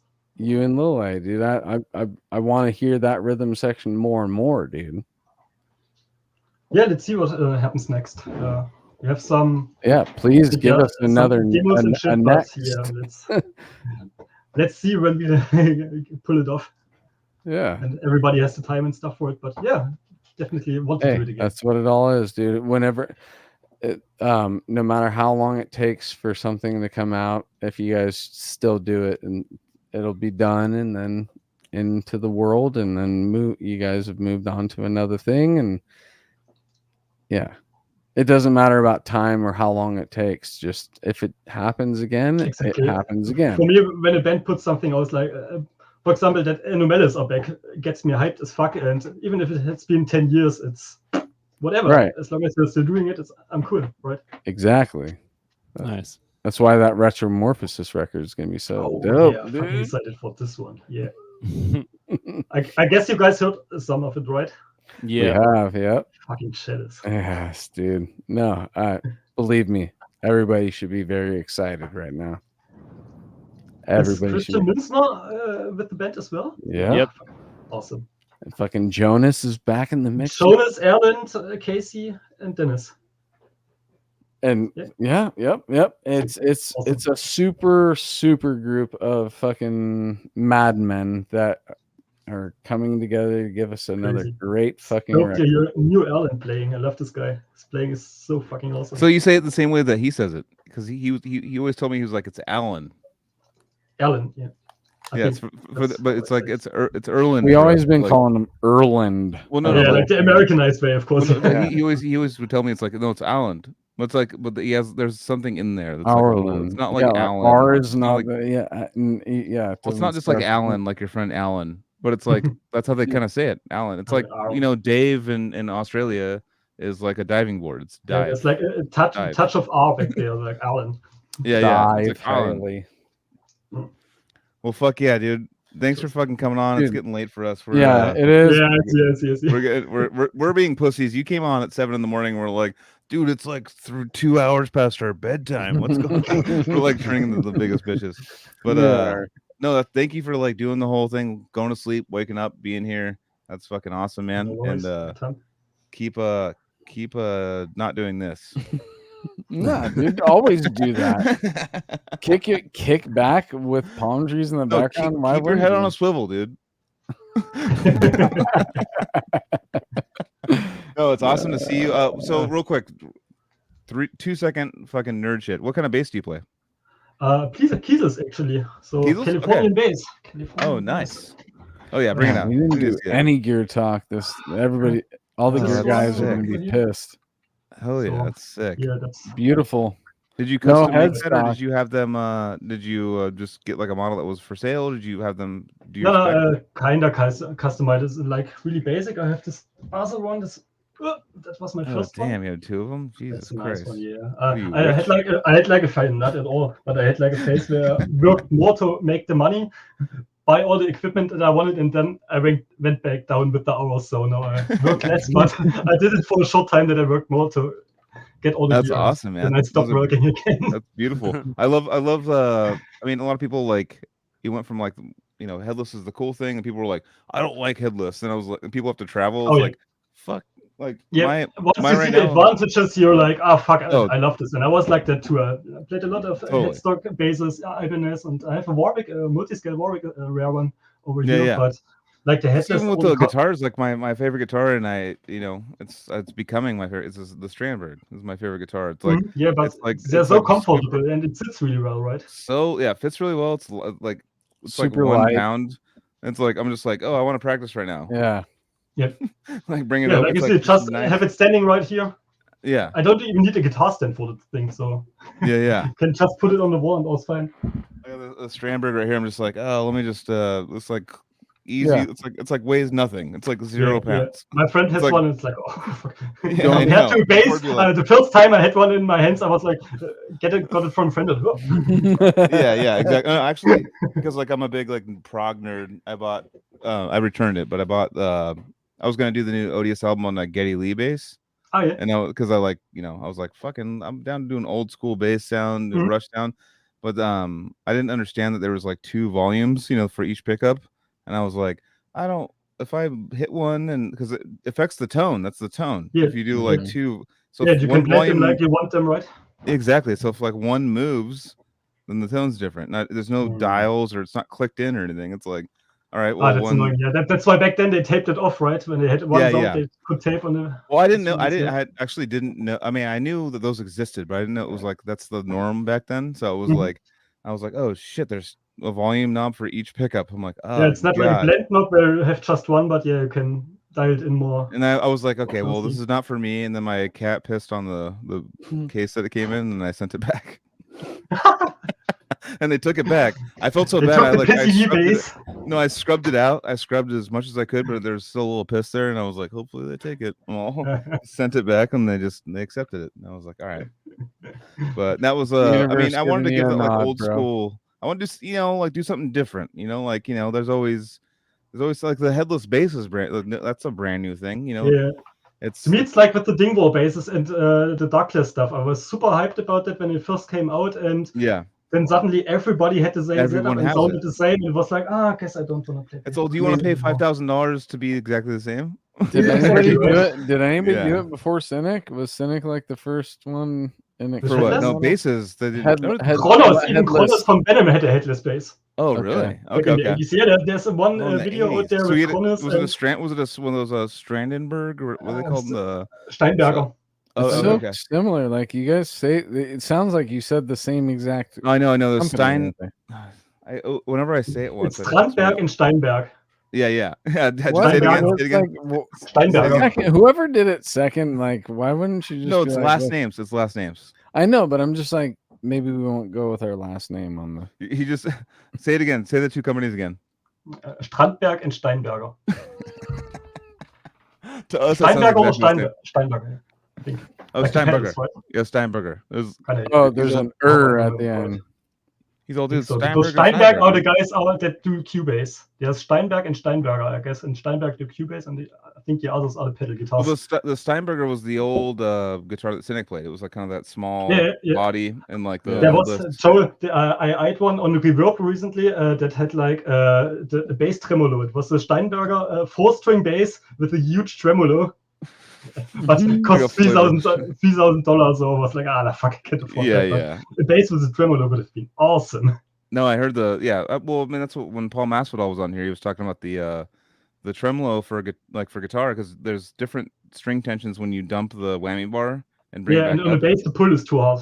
Yeah, and it would be for guitar though, all the strings would stay in exact the same tuning depending on where you were. So like that's not Floyd Rose doesn't do that. Like that's like a system that he created. Then he just stopped making guitars, and it was like, all right, well, I guess let's go. Let's go. All right. Well, thanks a lot, man. Yeah, do the German. No, we're gonna do. Let's do the English version since we already did. Whoa, the German. superior. All right, that's fine. Oh fuck, no, do it in German. You do it in German right now, Joel. is all Shizen Battle Forge coffee. Dude, No I Shizen. literally No Shizen. look at this, dude. This is crazy. I just found this over here in the side of my. I smoked Jesus, are weed you at like one 16? point. Isn't that crazy, dude? I smoked weed at one point right here. and Tonight? It's no. Oh. It literally has been sitting here from another podcast. I never come up here for the podcast. In your unless it's for adulthood, the you did podcast. that? Yeah. That All right, good night, everybody. Yeah. Next week. Well, so hey, Clemens, We thanks were- for coming on, dude. We were just talking about Joseph trying to smoke weed in Bangladesh, and you're like, dude, you're smoking weed out of a I know. can? We don't need to do the ads. We're too tired. Yeah. No, we can't. Battle Force Coffee. Love you guys. Love Generator Rehearsal Studios. Clemens. Love that. Love you. Nice to hang, dude. Love you, Clemens. Go see Thanks for having me. fucking Joseph play tomorrow that night or tonight. If you're watching YouTube, it's gonna literally tonight. SoCal, get there. It's If at you're in the, Germany, go to Malignancy or Death Feast. it's Yep. in Fullerton, California. Yeah, Death Feast. Death Opening Feast. up for Cyborg Octopus. Clemens, dude, thank you so much for giving us your time, dude, and getting up early. I love that we can still do these international things. And your list of bands is crazy. All of it's quality stuff. Please check everything out this man has been a part of. You will have a great time if you're a fan of this podcast, no doubt. Buy shirts from us. Please. No, I'm just joking. That's CaliDeathPodcast.BigCartel.com. Twitch.tv/CaliDeathPodcast is where you're going to see us live. And all the social shit, you'll find us. Joel's just, I mean, not Joel. Joseph is just texting for the rest of this fucking shit.